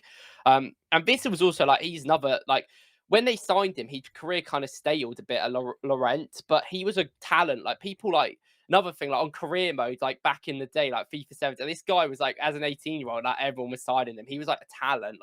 So like I'm glad to see he's really good. And I think Yeah. like he's one of them players where it's like in if football wasn't so inflated, it'd be like, oh yeah, get Vista in 20, 30 mil. But it's like, oh yeah, now that costs that costs 50, 60 mil to get him in. It's like, no, at 28, I'm not buying that for that guy. But Yeah. it's what it is. Ironically, as well, I'm looking at this, thinking managers, if I had to pinch manager, if Arteta was leaving, he's one of them. I think Yeah, Thomas yeah. Frank is unbelievable and unbelievably like tactically versatile. He's similar to Arteta in a lot of Yeah. respects, similar to I him. think that's why it would work. I think the transition wouldn't be that bad. Mm. I know a lot of people questioned if Frank can scale it upwards. I know a lot of people spoke to me about that, but I think with I, Arsenal, it would definitely make it a lot easier, yeah, and like the recruitment would definitely help him a lot more. I feel like the most of the Brentford's problems is like they just don't have enough money to spend more than like Thomas Frank being a bad manager. I think he's always been good. yeah. Okay, Brighton, which ironically might be one of the best run clubs in Yeah, the yeah, I league. just They're should give him some credit. in terms of like behind the scenes stuff, they're a team that you know a lot of the Premier League have taken suit and followed along. I quite like looking at who they're linked with and just scouting those players, and Yeah, their because recruitment's so good. They're It's so talking good. to they're talking about buying that striker, for like 30 mil. I don't know if it's the Oh, Greek guy or is the this the German one guy. from? Oh no, they were looking at a left back from Botafogo, weren't they as Yeah, well? they're looking at Um, like some striker for 30 mil, and I scouted him because I think he was linked to Liverpool like 6 months ago, and like I think he's Greek and he's like really, really good. And I was like, they're spending 30 mil on a teenager from Greece. I was like, here we go. I already knew who he was, but I was like, that's just so funny, isn't it? Like, he's just gonna become like yeah. this insane player, and then everyone's gonna be talking about him, and then it's like, well, they've done it again. Um, Ah, it's painful, isn't it? And y- we're in a really funny spot right now because if you look at like the league table, being eighth, that is the perfect position to be making those signings. Now the signings for slightly down the road. And we're kind of past that point now. We can't. it is easier So to make frustrating. signings at their level in a sense Mm, because you have a more leeway to like make mistakes and not be brilliant. yeah, and It's a very play him interesting in year and for Brighton because Brighton can still get Europe. If Chelsea or Newcastle come seventh and Chelsea win the Conference League, eighth is a Europa Conference League spot, so they do get yeah, Conference League. So like there is a world in where they do it. Yeah, I found the guy. They're linked to a guy called Costa Ladnos who's 17 and they want to spend 30 mil on him and he plays in Greece for Olympiacos. They're also linked with a guy called Promise David, who plays for Union, who they bought Matoma off as well. Like, they loaned Matoma there, so yep, that's yep. like one of their like buddies in Belgium, and he's really good. I've actually watched him a bit in the Belgium league this year. So, like, I think that's relevant because I think they're looking at strikers. I think they Mhm. need strikers. I think like only Welbeck's their out and out striker. I think João Pedro is a little bit, but he's more like false 90, Yeah, more like that. It's same with Ruta. So I think like there's been a lot of links with João Pedro leaving the club recently over the last couple of like days. Chelsea are linked, we're linked. I mean, he seems like he's willing to leave, and I think João Pedro is a really good player. Like I spoke about him a few times, and I know people are like, yeah, and I get that. I get maybe the price point's too much, but I think he's just like he reminds me a little bit like Jesus, but a bit deeper. Like he just is a very good Yeah, link up player. He's a very good dribbler. Like he's very good. He's not a great goal scorer, but he's a very good at doing everything else around the pitch, creating for the team, bringing the ball up from deep. He's a good tackler. He's really good in a low block. Like he can work hard. Like he's just that guy that like holds the ball up and like will get fouls for you. Like I do I'm a feel big like he's a fan of number Pedro. two though. I, Yeah, um, and for me, building this, I would be looking at it and going, I don't want Havertz starting next season, and that's not me kind of putting a dig in at Havertz, but now we the small margins matter, and unfortunately for Kai Havertz, that's something that he can't help with. He helps in a lot of different respects, being versatile, being able to play in different positions, being able to hold the ball up. But it's that one part, getting over the line and getting the ball back in the back of the net, and he's just not there. And I wouldn't be comfortable with Pedro coming in. Um, I think again, if you're a slightly lower team, it's a very good signing, and he's quite young still, isn't he? He's a lot of experience in different places, and yeah, I just don't think he's the right person. yeah. I mean, there's a few. Obviously, the main option that will probably is probably Belabor, isn't it? Yeah, Realistically, like I mean, he is. I mean, I made a tweet about it. I can't. I think I watched him play a few weeks ago again, and I was just like, this guy just does what he wants. Like he's like Party, but on like crack. Like he is like he does everything that Party does. Like in terms of like he has that turn ability. He's really good at dribbling, but he's just so quick. Like he yeah, is a really fast player. He just runs so up the pitch. Like he is still young, and sometimes he like I don't want to like sugarcoat and pretend he's the best player in the world. Like he makes mistakes. Like sometimes he's out of position off the ball at sometimes because he's so aggressive and doesn't know when to stand up. But like as a talent, he is insane. In my eyes, I think he has higher potential because than Caicedo. Because I think he's a better all-round player. I think Caicedo is mm, very, very good as a DM, as a tackler, as a like person that fills in the gaps. But I think Baleba can be so much more. I think going forward, he can really offer a lot. And like the problem is, he's going to cost like hundreds of mil. But but I do expect him to be like leaving the club even this summer or next summer. Like he won't stay there forever. We know what Brighton are like. If the money's there, they'll get rid of him. yeah. For me, he's the perfect Party replacement. I've said it before.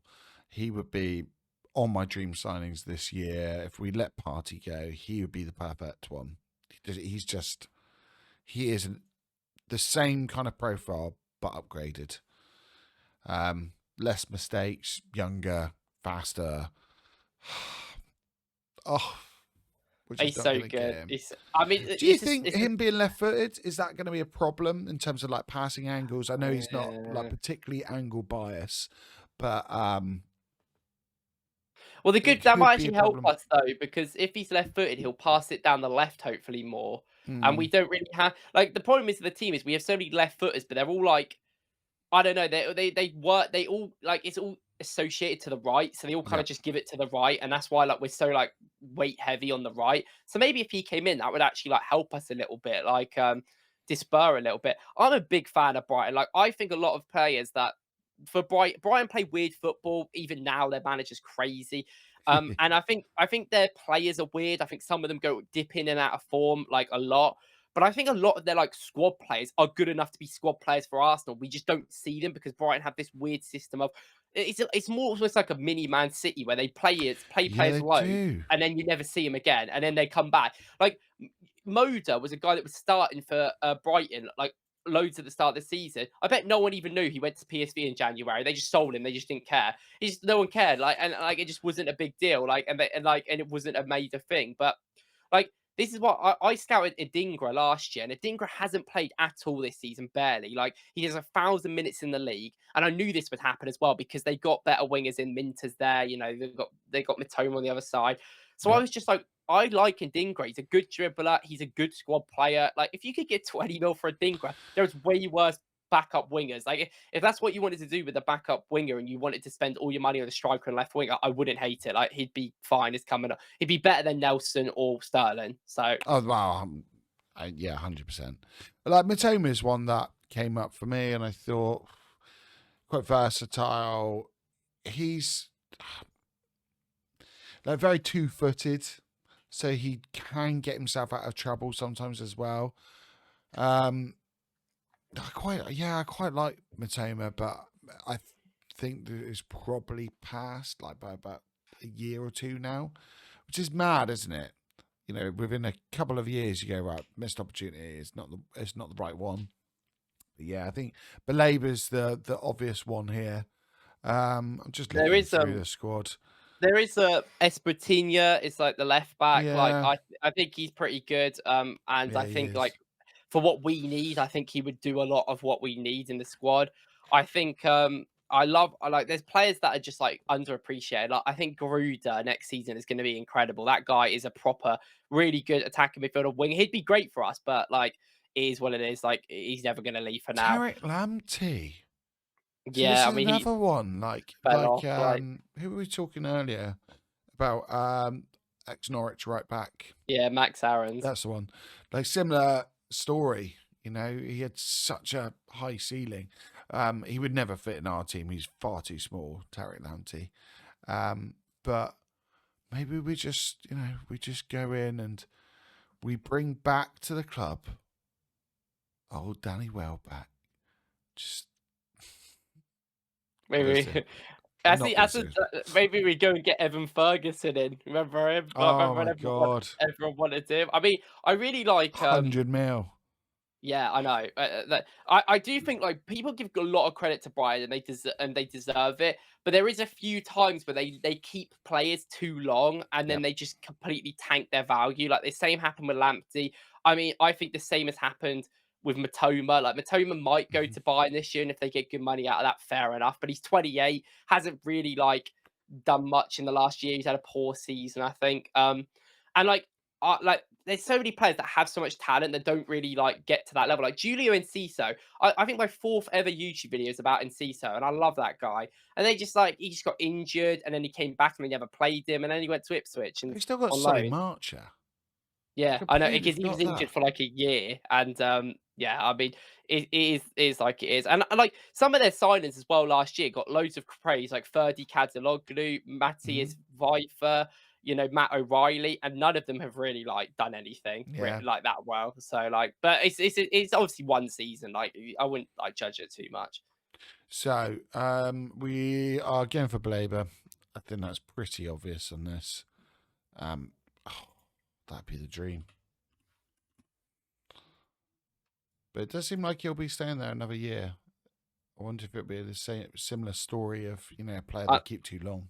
Unless Liverpool come in and just go, Oh god. just get spend another 100 mil on him. I think that's the only way he could go. I don't think anyone else would buy him. I think Liverpool would probably the only team. Yeah. Okay. Nottingham Forest.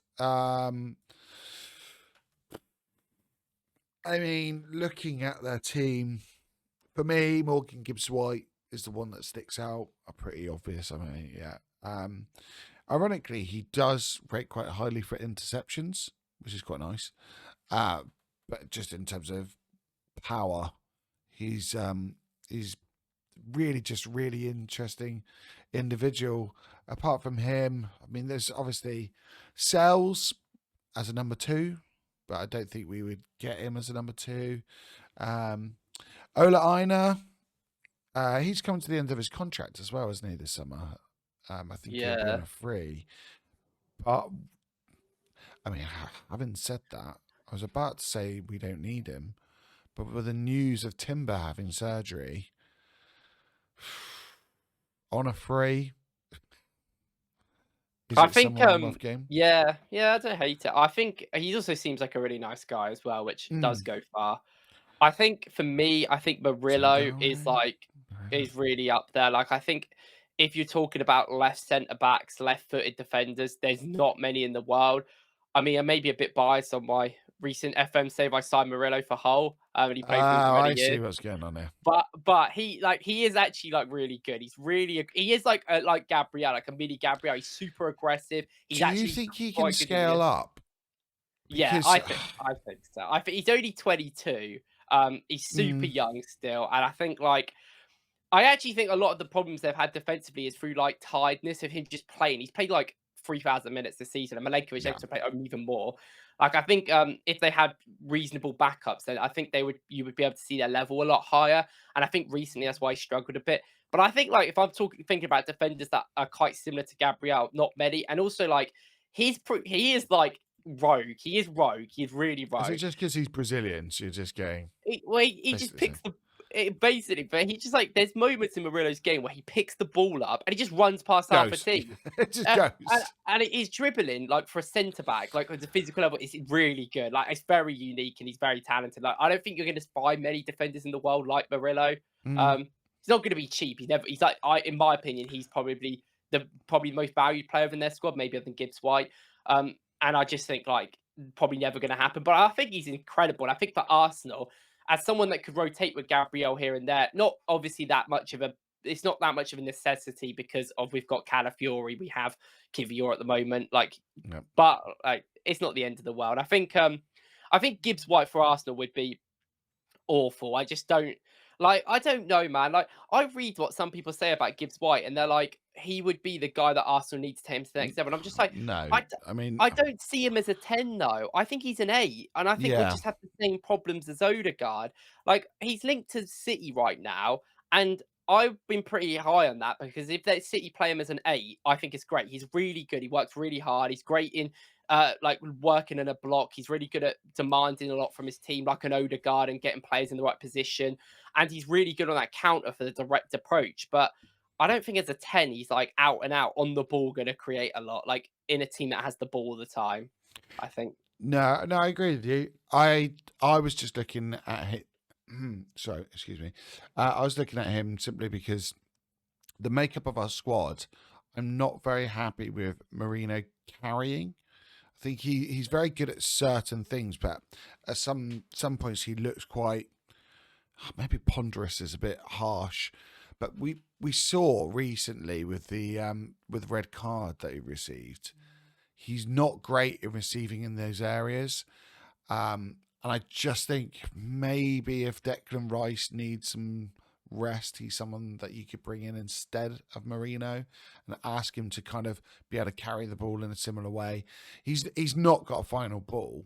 I remember seeing someone, I can't remember who it was. There's a content creator from Forest, essentially saying they're not too worried about him going to City because they think in translation with his skills, it doesn't really work out. They'll get as much money as they're ever going to get for him, and they can reinvest and repeat really, which is interesting. I think sometimes that speaks volumes when people aren't worried about losing a big player, especially from a team like Forest. I just think, yeah, the makeup of our squad, he might be better than Murillo, but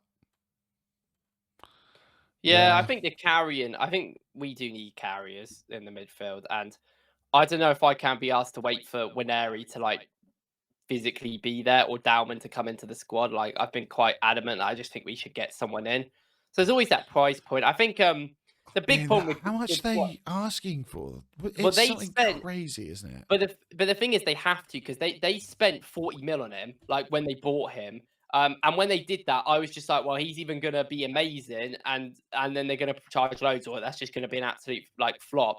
And it's worked out like for them overall. And they spent 25 mil with a potential add-ons of 17, and I think most of them have come through. So they've already spent around 35 mil on the transfer of Gibbs White. So and now he's even better. So they're gonna want like if I'm them, I'd want like at least 60 to be honest. I mean, it's reporting 70 mil on what I'm looking at the moment, with Yeah, quite a that would few. make sense. I mean, for me, 70 mil. It's I just know we like were talking about Kudus earlier, but I prefer Kudus for 65 than I would Gibbs White for 70. me personally, and I'm Yeah. not, and I wouldn't even be happy with Cunha for that.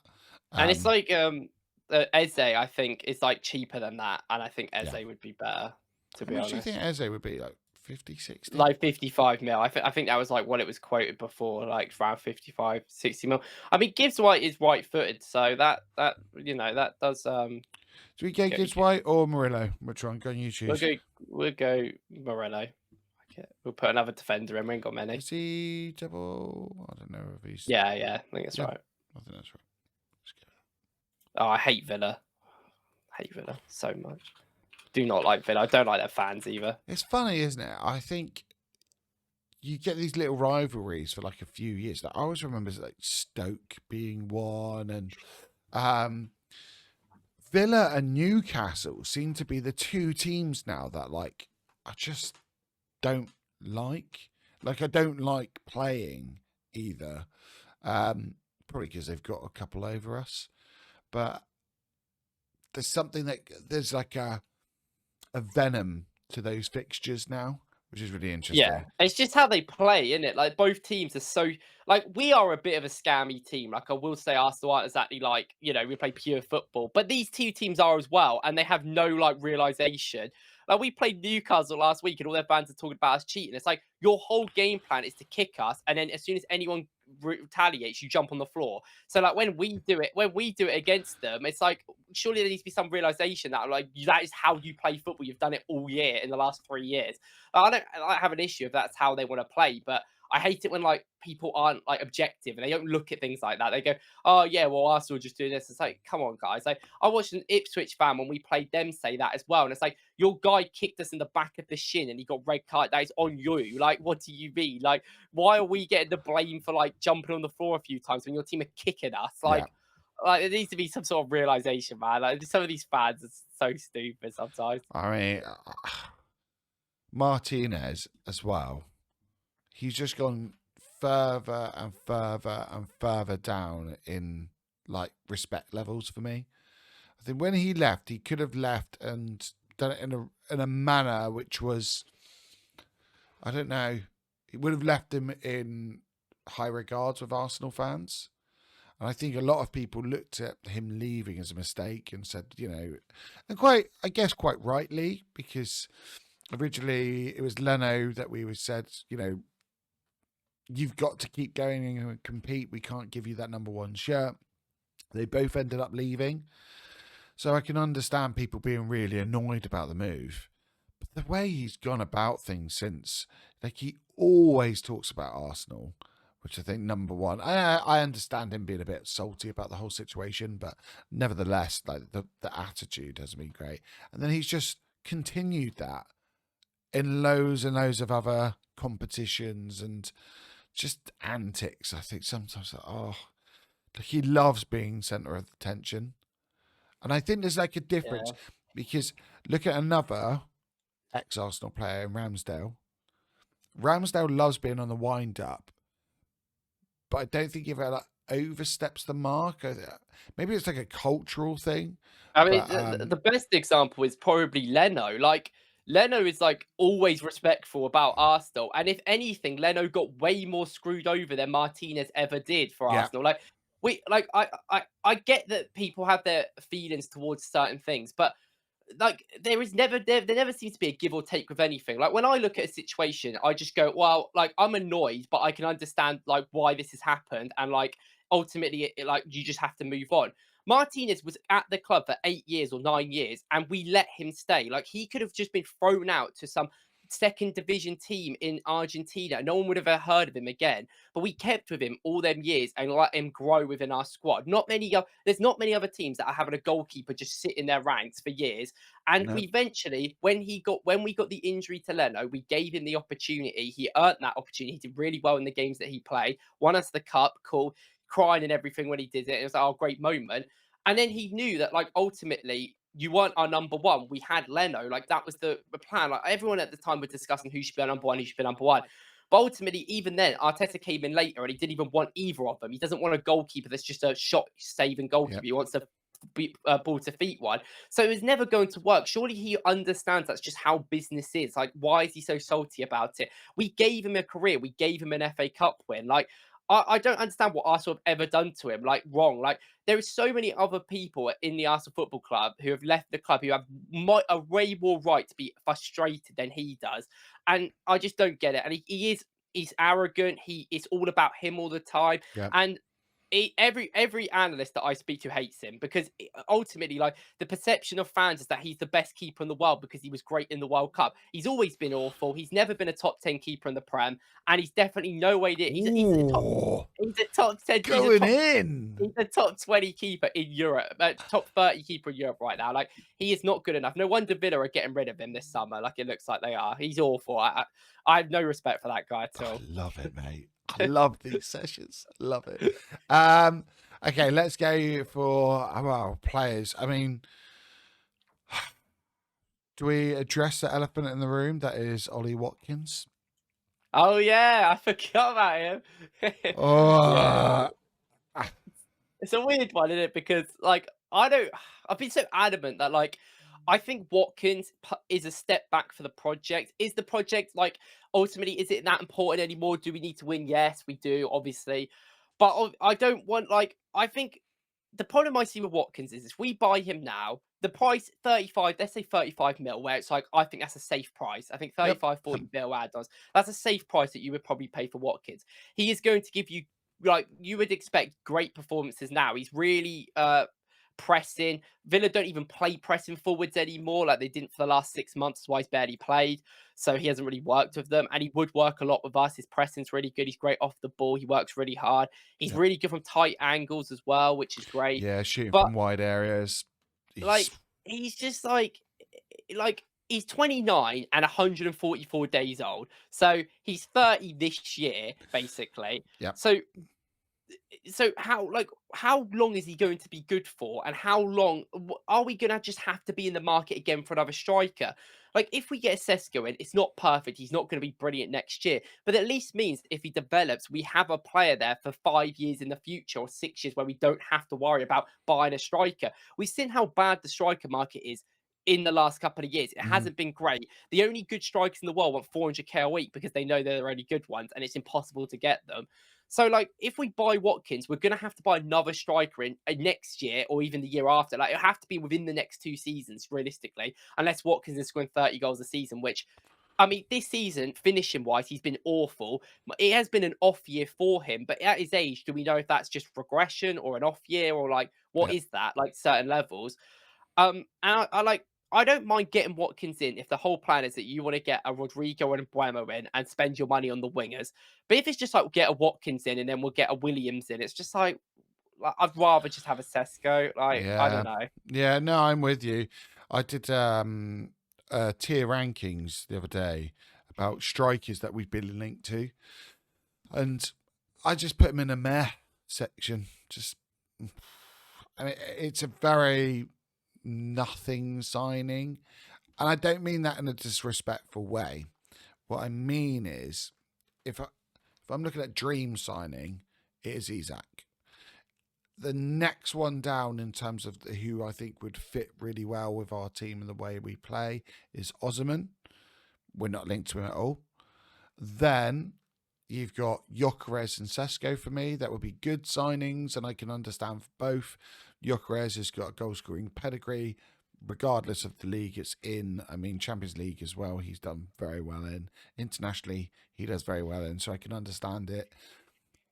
Again, I think he's 26 right now. Sesko, younger, has got the ball striking that Ollie Watkins doesn't. Obscene height. He has physical attributes in terms of like his leap is amazing as well as being tall. You know, there's certain things that you go, he could become a superstar. So he was in my great signing. Watkins is underneath that. He just is. And maybe it's because he doesn't have the glamorous name but just for me, I think we've again missed the boat. He's a player that we could have got, you know, a couple of years ago and might have worked really well. But right now, I just look and think, is it much of an upgrade of Havertz? I mean, it gives us something different definitely. Gives us a bit more pace. It gives us those shooting from wide areas. But like you say, his conversion this year has been fantastic. And I wonder if it's a mix between them playing less pressing at Villa and the fact that he is just on the decline. So for me, I'm not bothered. I'm really not. Yeah, And I can understand yeah. people thinking differently. Everyone's entitled to their own opinions. I'm It's just, if the idea is to win the league next year, which it should be, but if that's like it's like go all out or nothing for that year, then it makes a lot of sense. Like fundamentally next year he would make us a lot better, and I think for the price point it is better option than a lot of the other strikers. But after that, like after next year, say even if we don't win the league next year with a Watkins, we are then kind of screwed. Like he's mm, 32 almost at that point, and we haven't actually got better. Like we haven't won the league, which is the whole point he came in for. And then we've got to buy another striker in the future anyway, and they cost so much at the moment.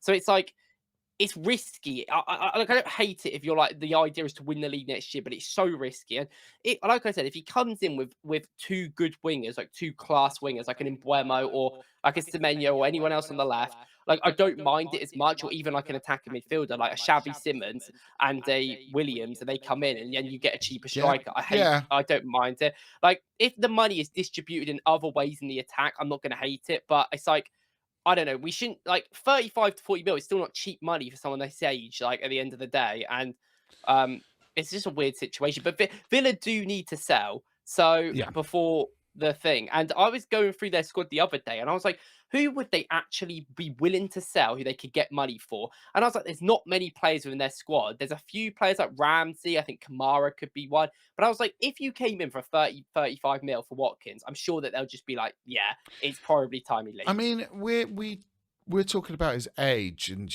longevity at the club. If we did sign him, which is a better deal for you, Watkins at say 30 mil or Delap for 30 mil? Uh, I think in that situation, I'd probably say Watkins. I think It's for funny, isn't it? It's because yeah, again, I don't see Delap reaching truly elite heights anyway. So I just think that you're getting you're buying a player with the hope that he's going to become even better. I just yeah. think he's not. It He's not going depends to on a get. lot of things. I Like don't know. I just think Delap is not going to be great in a possession based team right now. Like I think it's going to take so long for him to adapt to Yeah. that. Um, And like I think with Watkins, I could at least see him being good. Like maybe Delap never develops like that. Maybe he is just like an attacking, like a Yeah. counter-attacking guy, which is fine. But he won't be like insane at the elite Premier League level. We'll have to go to other countries. So it's interesting. For in terms of like who else Arsenal should consider from their team, any one of their midfielders would be great. Like they're all great. Other I than mean, McGings, I don't like him, but the rest of them like, are all great. Like yeah, Tielemans, I think this season has been their most consistent performer. I think he's got a shout actually to be in team of the season. He's been unbelievable. But for me, his lack of pace worries me. It always has done. oh yeah, I mean, Um, I'm a bit of a. I don't like Tielemans that much. He's had a yeah, great season of fair play, but but off the Morgan ball, Rogers, he's always had problems. But yeah, although he hasn't performed as well as Tielemans this year, a lot of people compare him with Morgan Gibbs White. I think for me, if I was getting one of them, it would be Rogers all day. All day. I love watching him play. He's yeah, just such an entertaining player. So for me, he was the player in my squad. It's not Watkins, ironically. Um, Maybe our need is more towards Watkins, but yeah, Morgan Rogers was the player that I had written down. yeah. Well, Morgan Rogers is like I don't really know how I feel about him. He's definitely been Villa's best player this season by far. Well, Um, do you think over Tielemans?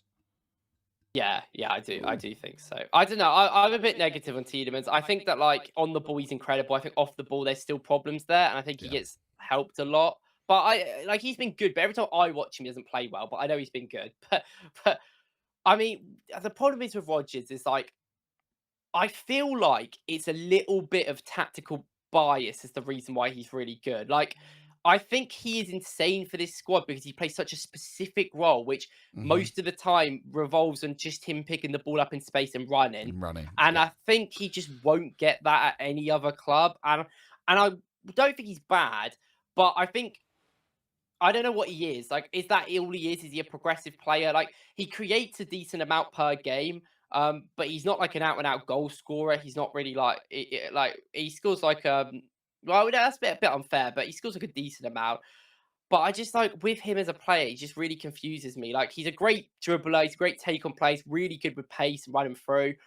But I really like don't know where I see him. I don't see him as a 10. I don't see him as like a winger. Yeah. Like he's just essential midfielder, but doesn't really do the defensive work. So it's like, where would he fit in? I actually think if I can take any player from Villa, it would probably be Boubacar Kamara. Ooh. I think as like he makes I think Onana is a great shout as well. I think if Onana didn't move there last year, I still Yeah. think Onana's class. But He'd be a good party replacement. I think it's same with Boubacar Kamara. Like Boubacar Kamara is just a guy that covers a lot of ground. He does a lot of tackles. He's a very just suitable passer. And I think he's a really underrated player. He's on a lot of money. He's like 25, so he's at a good age. So like they probably won't sell him. But I think like, well, I was just saying this, but like if they do need to sell players, if I'm looking at their team, I'm like they'll probably get rid of Kamara. Like they have Anana, they have Tielemans, they have like options in midfield. Like they Yeah. probably would be willing to get rid of him. And I think Kamara as like a backup would be perfectly fine. I think he'd be great That's for a us. good shout, mate. Didn't even really think about him. Should I go for Kamara, or are we putting in Watkins? Is Watkins a bigger need? Yeah, we'll put Watkins, I guess. Watkins is definitely a bigger need, I think. How funny is it that we've both said no? Well, it's just in But comparison to the rest of their team, innit? Like, yeah, that's the thing. Like, if it's him or Rodgers or Kamara, like, the need is Watkins. But if it's Watkins versus, like, a Sesko, I'm like, probably Sesko. yeah, I'm in agreement there. Okay, Chelsea. Ooh, no, Chelsea. I don't like Chelsea. They have got some interesting players though. I mean, they have got a million players to choose out of. Don't mind. Looking at our team, so we mentioned earlier, obviously, players who can carry, renewing that attacking line, maybe an overlapping left back, maybe a more direct 10. I mean, there are options here, surprisingly. They don't really rate Chelsea. There are options. If I was going on like talent alone, I think Lavia might be the player that I think he could go in pretty much any team and perform. His injury record is horrendous. I think this year he played 768 minutes. But I know, let's just go through the players. Like Caicedo is probably the best performer this season, like consistency wise. Cole Palmer's probably had the the best individual performances this year, and he's someone that does give you something different in a 10 role.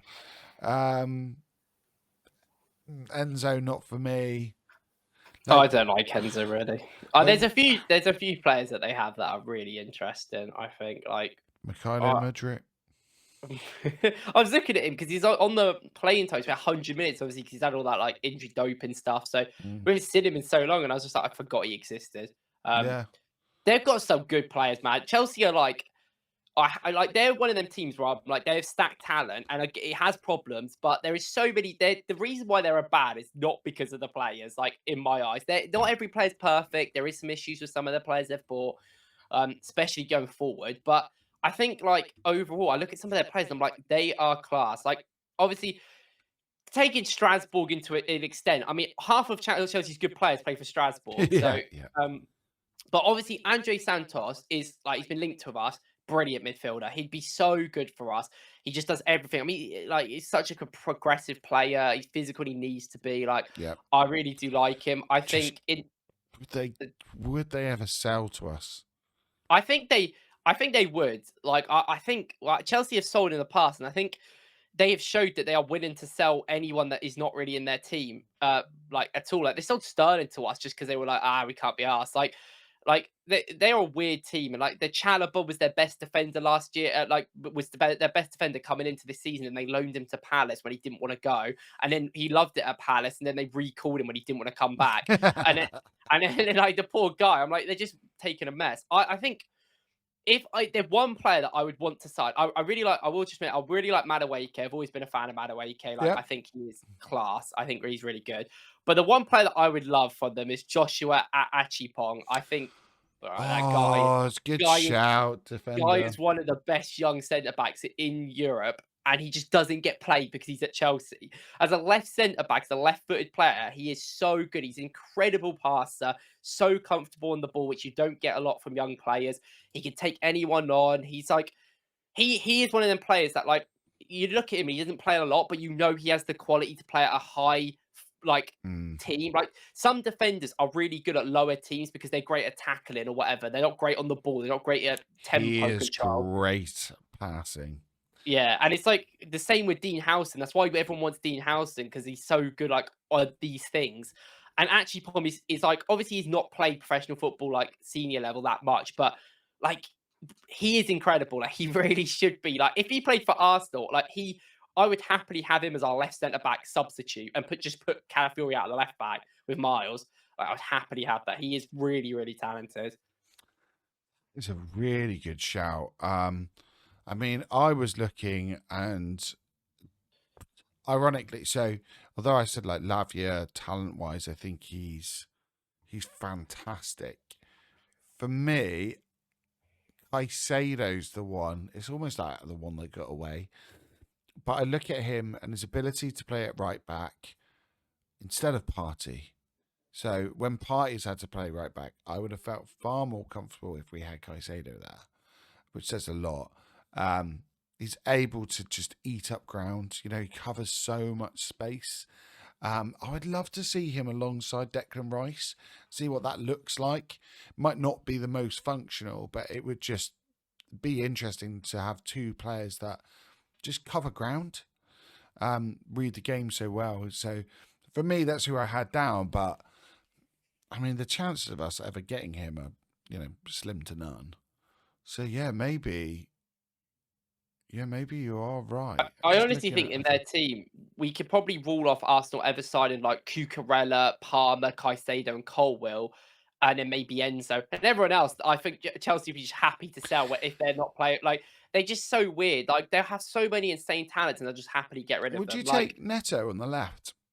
no, I hate Neto. I think he's awful. Like, I've never thought he was a good player. He's similar to Martinelli in terms of, do you know what I mean? Like quite He's like pacey, but Martinelli, but like if Martinelli never scored a goal and couldn't like figure out how to pass the teammates. Like he is really, really it's really harsh because like back in the day that was incredible and he's showed Mm, glimpses of being great, but he's never been consistently like not injured. I remember when I did the stats when he went to Chelsea last year and he's like injured for like 120 games or something in 5 years, and I was like, that's insane to spend 60 mil on.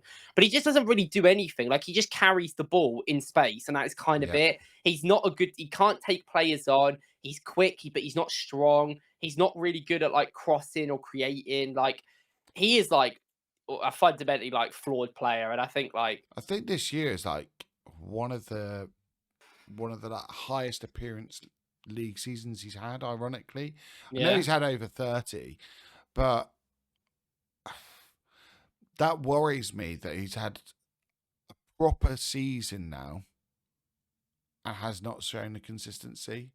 I think the injuries have set him back, and it can't be easy playing for Chelsea as well. I must say, it can't be easy playing for them because they chop and change so much that there's no consistency. But having said that, yeah, I agree. I thought I'd just throw it out there as one, but it's weird as well because Chelsea signed all these wingers to play a bit more counter attacky. And they did for a bit, and they were doing really well. But then Maresca changed it to be a possession change based it. style, which makes sense why they would change it because you're not going to you're not going to ever become a competitive team consistently for counter attack. And like we've seen it with You, Forest, they've been you great this year, but cups you can do well in, but Yeah, yeah, cups you can, like, but like in the league, if Chelsea want to like win Champions Leagues again and compete at the top level consistently, it's never going to happen. Like, they it's need fine for control. Forest. It's fine for Forest and Bournemouth to do it this year because it's like, you know, you want that high of getting to a high place. But next year, Nottingham Forest won't be in the Champions League spots or anywhere near it, in my opinion. So it's like, I think with Chelsea, it made sense why they did that. But I think their wingers are just so set up to play this sort of aggressive counter-attacking style. Mm, I would say that buying anyone from Wolves is a big red flag, I think, because they've always played this really weird, like five-backy, attacking, progressive play, and all their players really pop for like progressive numbers of carrying and running with the ball and like through balls and stuff. And then the rest, and every time they go to a different team and they have to play any sort of style, they all sort of struggle. Like Nunez, and I worry about their players a lot. Like I would probably stay away from any of their players if I yeah, had to. yeah, it's true. Who do you want to go for? Do you want to go for Achapong or Yeah, yeah? that's fun. I That's like I fun. like that. I do like that shout. That's proper left field. Uh, And they might actually get rid of him if they're going to buy another like 400 defenders. Like, I don't know if they're selling to us, but he'll go somewhere, I'm sure. Oh, bloody. although I do. Oh. Yeah, no, we'll go for that. We'll go for that. Okay, next one we have got Newcastle. I mean, it's so obvious, isn't it? Like, if there was one play you could get from this team, I'll take half of their players, to be honest. I'll take the whole team. yeah, uh, yeah. I mean, Obviously, Eddie yeah, Howe easy. has. There's one thing I must say I do like about Newcastle is that they haven't just splashed cash constantly. They have had to do it in the right way. God, Alexander Isak's numbers are here. It's just mental. Like progressive carries, progressive passes, successful take-ons, touches in the opposing box, like receiving progressive passes, 23 goals, 6 assists. He's so good. It's so interesting with his numbers, though. Like, I don't know if you've looked at his numbers in terms of like playing, Mm-hmm. and this season has been the most minutes he's ever played in a league season. He's played 2,600 minutes. Yeah. That isn't entirely like that is a lot realistically, but before this, the most he'd played is 2,300 minutes about like 6 years ago. Like, he is injured a lot, and they're not like big injuries; they're always small injuries. But and I know a lot of people have said to me that like, well, the injuries are like I think he hurt his eye and was out for 3 weeks. Like it's not like a muscle. It's just like he's just like doing stupid stuff. Yeah. But like I just worries me a little bit. Like when Newcastle, when he doesn't play for Newcastle, like even against us last week, they just they looked good. They should have scored in that first half, but they weren't going down centrally. They had to completely change their system and like elevate their wingers to like attack. And I mean, if Wilson, which I didn't even feel like was there for half the game, No. so it's just like a big drop off for them. Isak obviously is the one. Like he is the best striker I think in the world, or at least like upcoming. I think he would bring so much. Tactically, he's the perfect fit for us. He's an incredible player. I think as well, if we're talking more realistic, there is good options in this team. Like Were you going to say better options then? we always did, but then I was like, well, actually, well, not better options. That's too far. But I think Anthony Gordon. I've been doing some research more about him recently, and he is just like. I think he costs way too much for what he brings, but I just think like running in behind, we need that. Like he has Yeah. that sort of ability. He Such a was good really good dribbler. against us. He was Yeah, really good. he always plays well against us. Like he's very good. Like he hasn't even had the best season in the world, and he's had like a I don't know, like a pretty average season. He's what 6 goals, 5 assists, but like he's still been good Mm. in the league. Obviously, like people like Tonali is like unrealistic and wouldn't really fit our team. So I he is world class, but I don't want to like really talk about him because I don't think it's relevant. Bruno But I G. think Bruno G is a guy I love. I made videos about him for years. I think he is a player that would fit us very Another one well. we missed the boat with. Yeah, 40 mil they bought him for, and they bought him in January when he went from Leon. And I remember being like, we should just buy him, just get him in now, and then we just didn't. And the problem is now he would play the left centre mid for us, and we have Rice there. Yep. I think I'm looking at anyone. I want to mention Livramento. He's been linked to Man City. He was the outlet against us, ironically, wasn't he? He Oh, was the one he they is were so leaving. good. But The thing is, like, he is a right back. He is right-footed, and this season he has become some incredible left back. Like, he can play right back brilliantly as well. But I've heard a lot of Newcastle fans say that arguably he might be better in left back. And the games I've watched of him in left back, like the Carabao Cup finals, when it comes into mind, he was incredible in that game. So good with both feet, so just progressive. Another player from the Chelsea academy yeah, originally, and they completely just thrown that away. They spent a lot of money on him, like 40 mil, and he would never leave. Like, well, he might leave. City might spend 80 mil and get him this year, mm, but um, as someone that can play on left back and right back to a high level, like I don't think you get many people. How he's not in the England squad, I just don't know. yeah. Again, yeah, versatility. Um, is it a cop out putting these out? I mean, he's the obvious one, and loads of people are going to go, "Well, it's unrealistic." But I if you're mean, it's not really a genuinely comp. going, look, you can get anyone you want. It has to be him. Yeah, it has to be him. I think yeah, like now we're getting to the top teams. There's a Yeah, lot of players that are insane. with Like it is what it is. 29 GA in the Oh, just shout! I didn't even realise that John Ruddy is still at Newcastle. What a man! I've yeah, met this guy multiple times. What a legend! love it. Just a little name drop there, mate. Norwich Meanwhile, I'm legend. just. Oh, there we go. I've got it in the right place. I'm happy with that one. I'm happy with that one. Okay, Alexander Isak goes in. Sorry, Kieran Trippier. We're not putting you in. We have got Man City. So 2 left. Man City. Who's like Annoys me. realistic? Who's realistic that we could get from I don't City? know. Like, I tell you what, they've got some youth players. They've got some very, very good youth players. I don't know who I'd bring in though. Yeah, it's like I don't know if we'll ever do a transfer of them again. For at least for like now. Um, I'm trying to think of players that they will be willing to let go, and there is a lot. Like they are going for a rebuild. They'll be willing to let a lot of players go. Like Edison will be going this summer, I imagine. De Bruyne. I mean, imagine one of Grealish or Doc. I think Doku was stay. Surely Grealish is going. Like, why is he still there?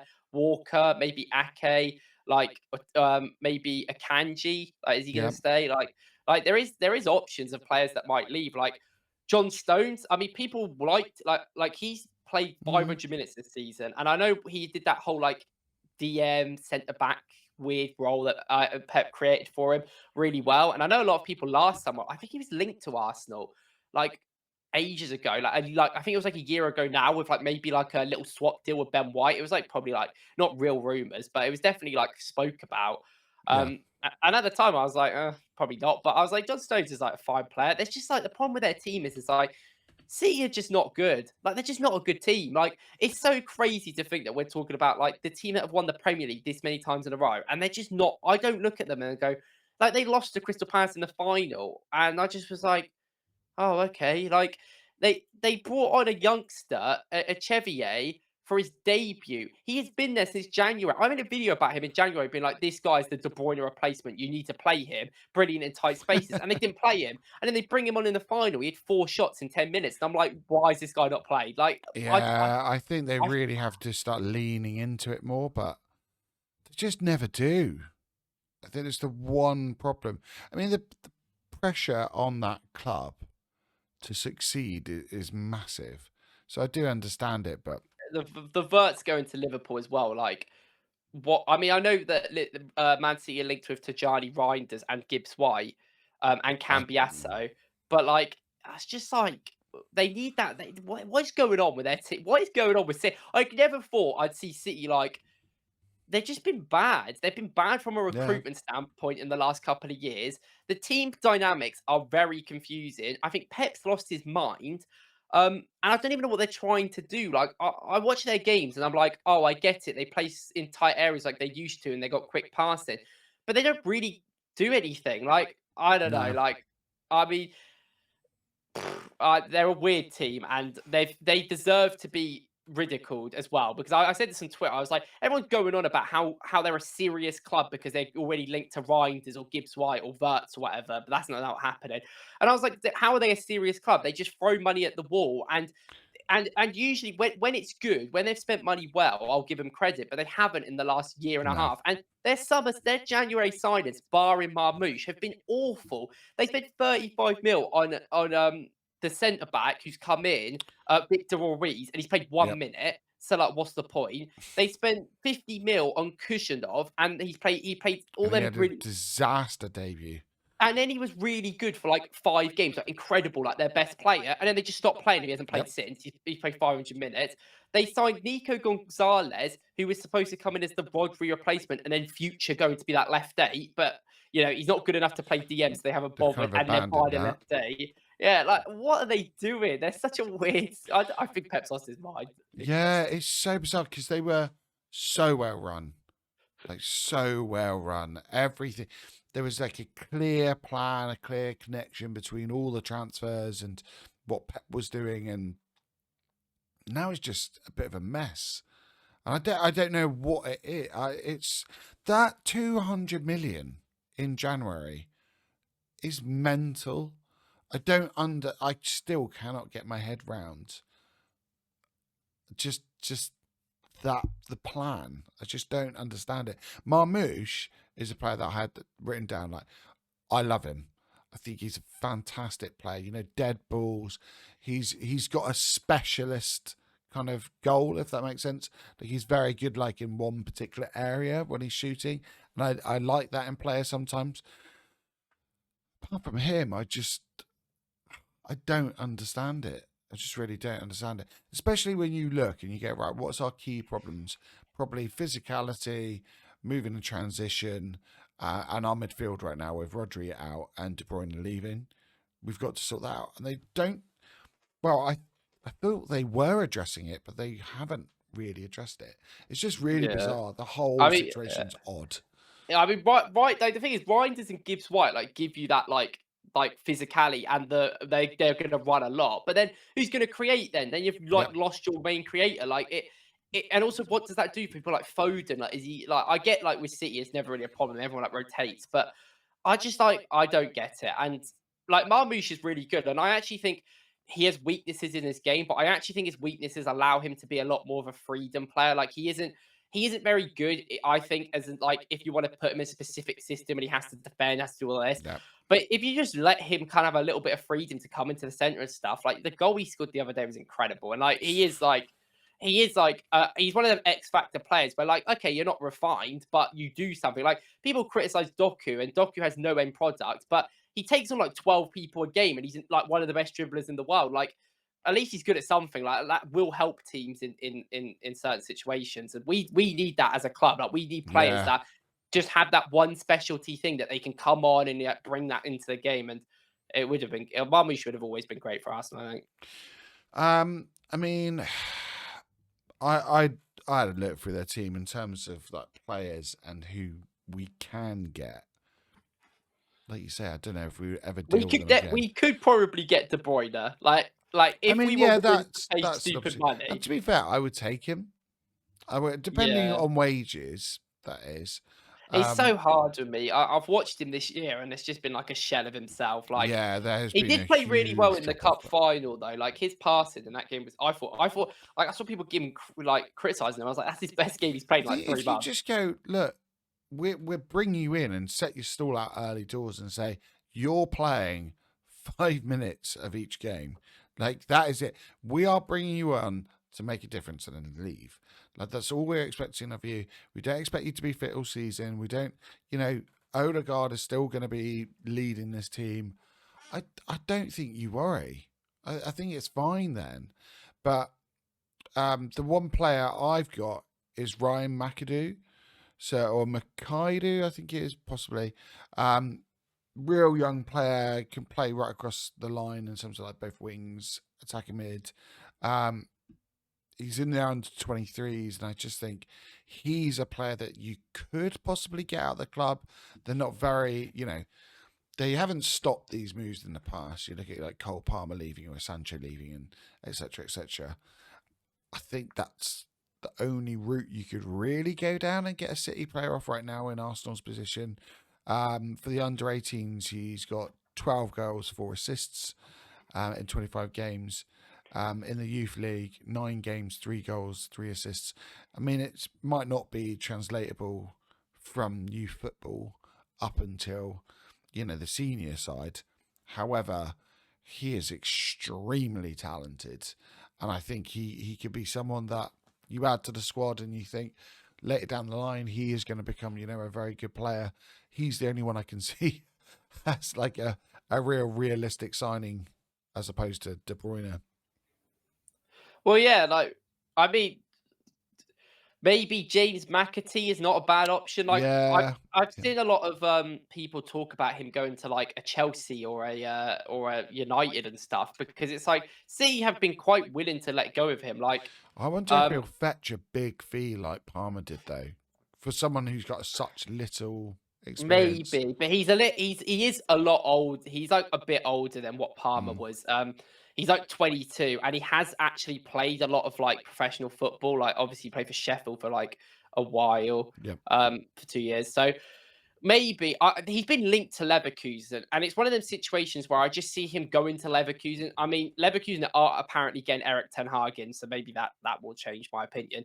But I could see him going to Leverkusen in a league where they just allow players to have a lot of space in the forward areas. I could just see him start being insane, and then 3 years later, we're all talking about James 80 mil to the Prem, and like yeah, and I could just see that Oh, happening. Like, be so and I don't typical, think wouldn't he'll it? have the same progression at Arsenal, but like sometimes Arsenal just need if there's a younger player, a youngish player who can be a backup for us, who is a little cheaper, maybe a market opportunity, we should just get him because like you've seen it. Like, I mean, people go on about Isak, but they spent 75 million on Isak and he scored 3 goals the season before in the league. Like it is what that is the price. That's why I'm not really against the Sesko deal. So it's like, yeah, I don't know. Like you always should have a look at these things.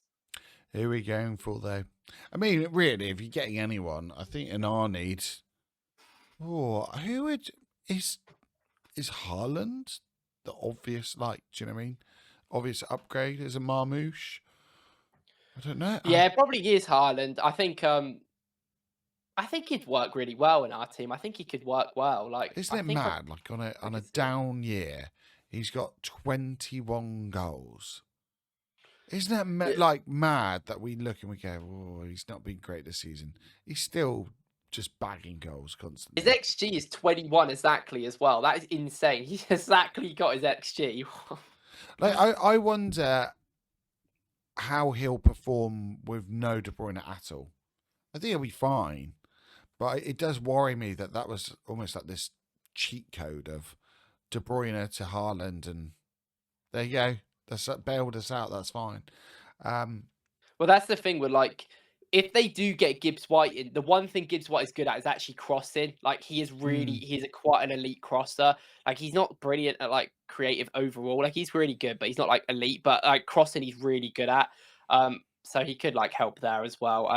I think yeah, like I think Haaland's been a weird year for him. Like I don't think he's particularly played brilliant as well. I think he's really struggled. There's games where he gets like 8 touches, that's fine when he scores twice with them 8 touches. But when he doesn't score, doesn't get any touches in the box, you're like, well, what's he doing? Like, yeah. is it point for him being in the team? But he has 0.7 goals per 90. Like, I mean, like, but you just do what you want there. At that point, I'd just be like, yeah, don't even bother turning up. Like, you don't even just train, just stay up front. Just do what you Just want. Just do what you turn want. up and score some goals and leave. Um, who are we going to put in though? We could put De Bruyne in because it's like funny. Ah, let's go for it. Yeah, let's Also, go. like, I want Arsenal to. We can't buy just children. We do need to buy someone with experience. It's probably not going to be De Bruyne, but I mean, it'd be nice if we got someone in who's actually played at like high levels. Yeah, yeah, unless we're going for a real, yeah, youth player, he's the only one that you could get. Yeah, It's reasonable. yeah, he's definitely gettable. Like, he's been linked to everyone. Yeah, I don't mind that. And the final one, the champions, Liverpool. Again, I mean, and this is the problem when you get to this stage, like, who can you who's like a viable buy? Who can you actually take off them? Because obviously you go right, talent loan, Salah. Can you bring him in? Van Dijk. What's the matter? I just know the player that I'm going to say. Is it It's just gonna be, not likely at all? no, it's likely. It's likely, but it's everything else around the player might be the problem. And I speak about him every week as well, which is the funniest thing. Oh, It sounds go like on then. Just go for it. sounds like I'm a Darwin Nunez like lover. Like he has to be mentioned in every given moment. But out of realism, I always forget, and then you mention him, and I go, oh yeah. out of realism, he's playing 1,100 minutes this season. He is not playing like at all for the champions. Like they didn't even have like Yotta's only played this. Yotta's played the same amount of minutes. They've literally just played like Diaz up front for most of the season and just called it a day. Yeah. Like I just think like I don't think he's great, and I think the price like quoted at 80 mil with the I Saudi can't team, do it. I just it's can't have insane. Darwin Núñez. But I he's know like, he but creates chaos. He's like yeah, it's we like need having the that. Joker on the pitch, just an agent of chaos. But oh my god, maybe then I might appreciate Kai Havertz a little bit more. But I just he's think the like least refined player ever, isn't he? He's just yeah, he is, but he has shown like a solid like he is. I just think like he is such a good like player on his day, and I know that's like a whole thing, but I just feel like if we refined it a little bit more, and I get he's like older now, so it's like Yeah. oh we can't really wait around. He's like 25, he's almost 26, like that's basically who he is, and he's never going to be an elite finisher, like he just isn't going to be, unfortunately. But he is like he just works really hard. He is Have you going to help just the seen press. he's in the top 1% of forwards for tackles? Yeah, yeah. That- It's like I mean, it's just because he's aggressive. He'll run at That's people and mad. tackle them. And I sometimes think Arsenal in big games miss that edge. And I think Nunez is like, okay, yeah, sometimes he does too much and like it's like calm down, mate, and it does ruin it. But I think Arsenal have a lot of calm, very intelligent players, and sometimes mixing that up with someone that is just like hot-headed, determined, and will just like he's the sort of player he loses the ball and he'll run down that ball to like purposely to win it back. And I don't like that in a player all the time. But I think like having one of them in this squad is absolutely fine. And I think like he is a great player. X Factor wise, he'd be our best finisher in the squad. Like, even though he's not a great finisher, he can score from anywhere. He can score from long range. He's brilliant. Like at cutting in, he can do anything. He is strong. Like he is good on the ball. Like he can carry well. He's really good. I mean, his passing's not brilliant to be fair, but like he's not great. He's not the best option. But like, if they went to us, do you want him for 40 mil? I'd be like, I'd take him for 40 mil, like happily. I wouldn't. I just think for 40 mil. One, I'm putting 40 mil in Liverpool's pocket. Am I really getting that much upside? I don't know if I can get on this train, mate. Oh, look at his passing number. Like, yeah, but that's because he doesn't play that much. That's that's not why. he It's comes because on. he can't pass. He That's comes what it on is. with 5 minutes left. Doesn't get the ball. But also, yeah, like I mean, like out of realism, probably he's like one of the only players that Yeah, ever. I mean, to be fair to him, I must admit, if he came for a fee that was actually like a reasonable fee for him, I don't think we would be judging him in the same manner. The price was so inflated. It was obvious. And I think everyone agreed at the time it was. But Liverpool had no option. Like, if you want the player, that's how much you're going to have to pay. And he's kind of been downed because of that. And that's not his fault. That is what it is. Having said that, I just think... I know we were talking about Watkins earlier. If it was between the two, for me, it'd be Watkins, I think. Darwin Núñez. I know I said he creates chaos. He also causes problems and frustration for your own fans. Can you imagine our fan base? Yeah, I know. We brought in Darwin Núñez. People would be losing it. I I mean, think it as could be well, quite like, good fun to watch that part, but that's the problem. I think from the fans' perspective, like even having a player like it's the same. People are so frustrated with Havertz all the time because he can't score chances. And I was like, you need to have some realization that this is like the same at every other team ever. Like yeah, Haaland this season has missed so many chances. I was talking about his XG being 21. He scored 21 goals. In every other season, he's overperformed his XG because he's a good finisher. That's a poor season from him. He's missed a lot of big chances. yeah. Like it's the same with so many players around Europe. Sesko's going to come in. This is why I've been a bit nervous about the Sesko things. He's going to come in next year. And I'm like, people are going to think this guy's going to score from everywhere when he'll probably get a tap in and miss it every game, and everyone will be like Yeah. crying about it. And it's like that is going to happen. That's how strikers develop. I But think he's like he misses 55% of his chances. Sesko. he's better from long range. Like Yeah, if anything, that's the funny thing. Like he's just 35 yards out. He's probably got more of a chance of scoring than 6 yards out. But like that's fine because you develop that over time. Like it's clearly not like a talent problem. It's just like he hasn't developed that yet, so that's fine. Like I think I mean the problem is like I just don't think there's like many great strikers, and I think like if he brought it so different, it would work. I think people look at him differently because he's at Liverpool. I mean, last season he was very good for a lot of it. I think this season he's had a poor year, Nunez, because he doesn't fit what Slot wants to do a lot. Slot is very much like, we're not even going to press half the time. We're going to stay there and wait. And Nunez is just running at people. Like he does not care. which is So interesting I think that's because an interesting one. Slot previously played with quite like big strikers, and now he's kind of reverted to a smaller striker. And I guess part of it is for that tactical reason. But I did think he'd have more minutes this season, Darwin Núñez. I can't believe I'm talking about Darwin Núñez right now for this long. Again, we talk about him every time. And there is 3 players I have as well for Liverpool that probably aren't realistic, but I mean, who cares?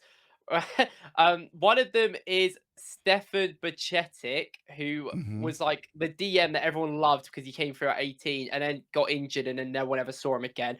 But he's like Is he out on on loan. loan at the moment? Yeah. Yeah, he's on loan. I think he's at Las Palmas. Oh no, he's at Salzburg. He was at Las Palmas, but he's like, I mean, he's probably not going to be that great. Like, I think, like, I mean, he's still only 20. I don't want to say that at all from a young player, but I feel like the ship sailed a little bit with him. But he is a really good defensive player. He takes people on. He can progress the ball. I think like he's like he would do a good like as Arsenal is. We need. I think we need like backup DMs who are like young. Like Hmm. maybe you got Miles there, but like I don't know if I see Miles as a proper DM. I might see him as like a left centre mid Yeah, I do as well. hybrid thing. So like that is an option. I think there's a this is going very rogue. There's a 16-year-old called Rio Nguoma who's like I know is like he's like the what the problem is this is the most unrealistic signing ever because he literally joined from Chelsea last year, but he is seen as like the Max Oh yeah, Baumann yeah. like the equivalent. Like he is a very, very good winger. Like he is so good. Like his dribbling levels are insane. And then one player I want to give a little bit of credit to because I like him, and I don't think he gets enough credit that he deserves. Is Curtis Jones? I think Curtis Jones I've got is Curtis Jones on my list. Yeah. I think Curtis James is super good. Like he isn't like he should never be a starter every game, but that's fine with Liverpool. They play how they want to play. But as an aggressive left centre mid player, that Yep. like their counter press is so good because he is just so on it. His positioning is brilliant off the ball in attacking areas. He makes insane amount of tackles and interceptions in high like areas of the pitch. And on the ball, he's got so much better this season. He makes really good runs into the box, and a lot of his goals you'll see are just like deep runs on that line breaking runner into the box, Yeah. like we see Rice do. He's like a very, very good player. Like Curtis Jones is a massive reason why We Liverpool are were great. linked to him previously as well, weren't we? Yeah. I think, yeah, for me, he is someone that there is a slight possibility. The amount of minutes he gets, that 1,600 minutes over 32 games, kind of shows that, he's not utilised that much. I remember he played against us one time and he actually performed very, very well. Yeah, he's someone on there. Like, I kind of looked and went, I mean, the obvious 3, if you're excluding Trent as well, is Alisson, Salah, Van Dijk. You're never ever going to get them. And I thought, okay, let's move on from there. Who would I want? For me, the next player that I'd want is McAllister. I was gutted they got him for such a good price. I think he's been a brilliant buy. Probably, I mean, he'd be in team of the year for me, I would say. I think, I yeah. think he's in the running possibly for player of the season. I think Like, he's been Liverpool's consistency-wise. best player other than Salah, I Yeah. would say. I think he has been He's been incredible. fantastic. So for me, I think he'd be the one. And then I started going, well, who are we actually going to get? I mean, and I try to convince myself that we could get Konate on a free, or just, pre-contract agreement and have it on a technicality. But I just can't do Darwin Núñez, mate. I feel like can't. I look at their team and I'm just like, I think like even if it doesn't work out, I think the only player I can see in their entire squad that would come to Arsenal is Núñez. I don't see anyone like. Do you not think Kurt- Curtis Jones would? Nah, because Curtis Jones is like he plays 1,600 minutes for them. He'd play the same round for us, or maybe even less. And he's from Liverpool. He is a scout, so I can't see him like wanting to leave his boyhood club to go to a team to play who are at the same level as him and to play like the same minutes. So I feel like maybe like if they get a Verts in, what happens to a Szoboszlai? Like, I mean, Konza's good, but I'm sure that they should keep him. He is their like young talent. Like, I think that they should get rid of Gomez. Like, we could get Gomez in, but I don't really like want Gomez. I think Szoboszlai, if Verts comes in, what happens to Szoboszlai? Like, he isn't an out and out attacking midfielder. If you play Verts on that left, then that could still work like that. But they need a lot, and I think Szoboszlai actually works very importantly for their tactics with Bradley and Frimpong, where they overlap. He like covers right back a lot, but like I don't know, I don't know how their system's going to work with all the players they got coming in. It's kind of going to be a bit weird, and I don't know if Szoboszlai is going to be the player that he is a good squad player that just like does his job.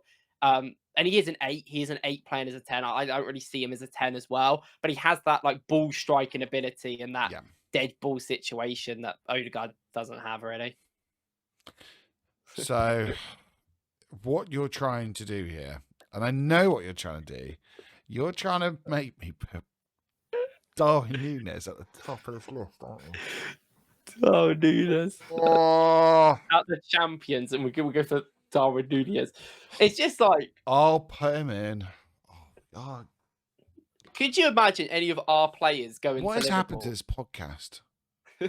9 episodes in, and we are for the things I do. Okay, could you imagine though, like any of our players going to Liverpool? No. Yeah, I think maybe Party on a free if you like to leave on a contract, but I think that's like it. I don't see any other player of our squad going there. No, I really don't. I mean, it's yeah. I would take one of their 6 goalkeepers they have actually. Actually, yeah, Kelleher's like a shout. Kelleher is going in. Yes. Oh, thank God. Like, wait, they bought Mamardashvili. So they're not. Kelleher's gonna leave. Like he's not gonna be there. He's been fantastic this year. Yeah, like I am happy with that. Oh, thank God. Thanks, mate. I was gonna say, it's like the only option. I was thinking about us, and I was like, who would go there? Do we have any backup keepers? And then I was like, oh wait, yeah, they have like loads of keepers. Oh, I mean, what did it take us? Took us 2.5 hours, but at least we don't have Darwin Núñez on that list. So I'm a happy man now. What an awful! Like, look at these players. Oh my God, we should just not buy in the Prem. They're so all them players like cheapest is like 30 mil, and they're the most like they're so expensive for everyone. If you were getting, let's just go with 3 players here. Who would it be? I would go for Eze. I think I'm gonna put Eze in there. Well, okay. Well, the 3 players that would be the best would be Isak, Believer, and Eze. But well, because then we need a winger really. We need like a left winger. Like Eze can play there, but we do need a winger at that point. He's a winger. Semenyo. We'll have to get Semenyo, and then yeah, it would have to be him. I would have to be there, but what would be a realistic 3 then? Because I agree with that. I would go with that. What? Watkins, Semenyo, and Eze. Mm. That's probably realistic. To be fair, Mate, I would take it though. I would be if it was with, like with a both of them. in Buemo, Watkins, Semenyo, I'd take a little bit Mm. more than Eze in that situation. Yeah. I think Oh, I'm just looking at Baleba and just going, oh, I just want him maybe in. Kudus. Yeah, but I think Baleba is probably the most like. It's funny because I actually he's probably the most unrealistic on that list. Oh no, yeah, I Well, think he's I think well, Isak actually, is is he? realistic. Yeah, he's realistic. We just don't want to spend the money. But like, I think in a Yes. world he would come. I Yeah, and think I with also Baleba, think with like for us, we're not going to spend another 100 million on a Baleba profile. yeah, Like it's evident that Isak is. If especially you with went and Super spent Cup it, he would coming in. get us over the line, and that's the thing, mate. Thank you again. I love these podcasts. And This is solid. This is a good episode. It's fun going through all the teams. yeah, it's been good. I think next week we said we'd probably do end of the season awards. Yeah. Just Arsenal, or are we going to do? Oh, do you know what we could do? We could compare against the Monday Night Football awards. Yeah. I haven't We'll add done our my own team little this twist. season yet, but I'll figure it out. It's gonna be fun. Yeah, man. Yeah, I'm up for that. If you haven't done so, please subscribe to FOKLZ Football. Make sure you subscribe, hit the bell below to get notifications on this. There should be another tier list coming out over this weekend. Because I am doing content, Reese. Yes, I'm actually. I did. I watched your video. Did you? Yeah, I liked the way you put everyone, and I was like, interesting. Were you happy with it? Did it? Did I need any it was changes? good. It was good. All right, nice. Well, when I saw it was good. I saw your Watkins. I was like, oh. What were in there? Yeah, because I was like, oh, because I thought you'd be more down for that, and I was like, that's kind of how I feel. Oh, that's good. You know, that's why we have this connection. Unlike the guys in the Canon podcast, George, Alex, Rohan, you've heard. Not happy with you lot. Watkins Revolution. Honestly, though, guys, if you have been watching, thank you so much. The support has been brilliant. It's been great to meet one of you as well, which has been brilliant. But yeah, hit the bell for subscription notifications. Make sure you hit us on X as well. We will see you next week. Cheers now.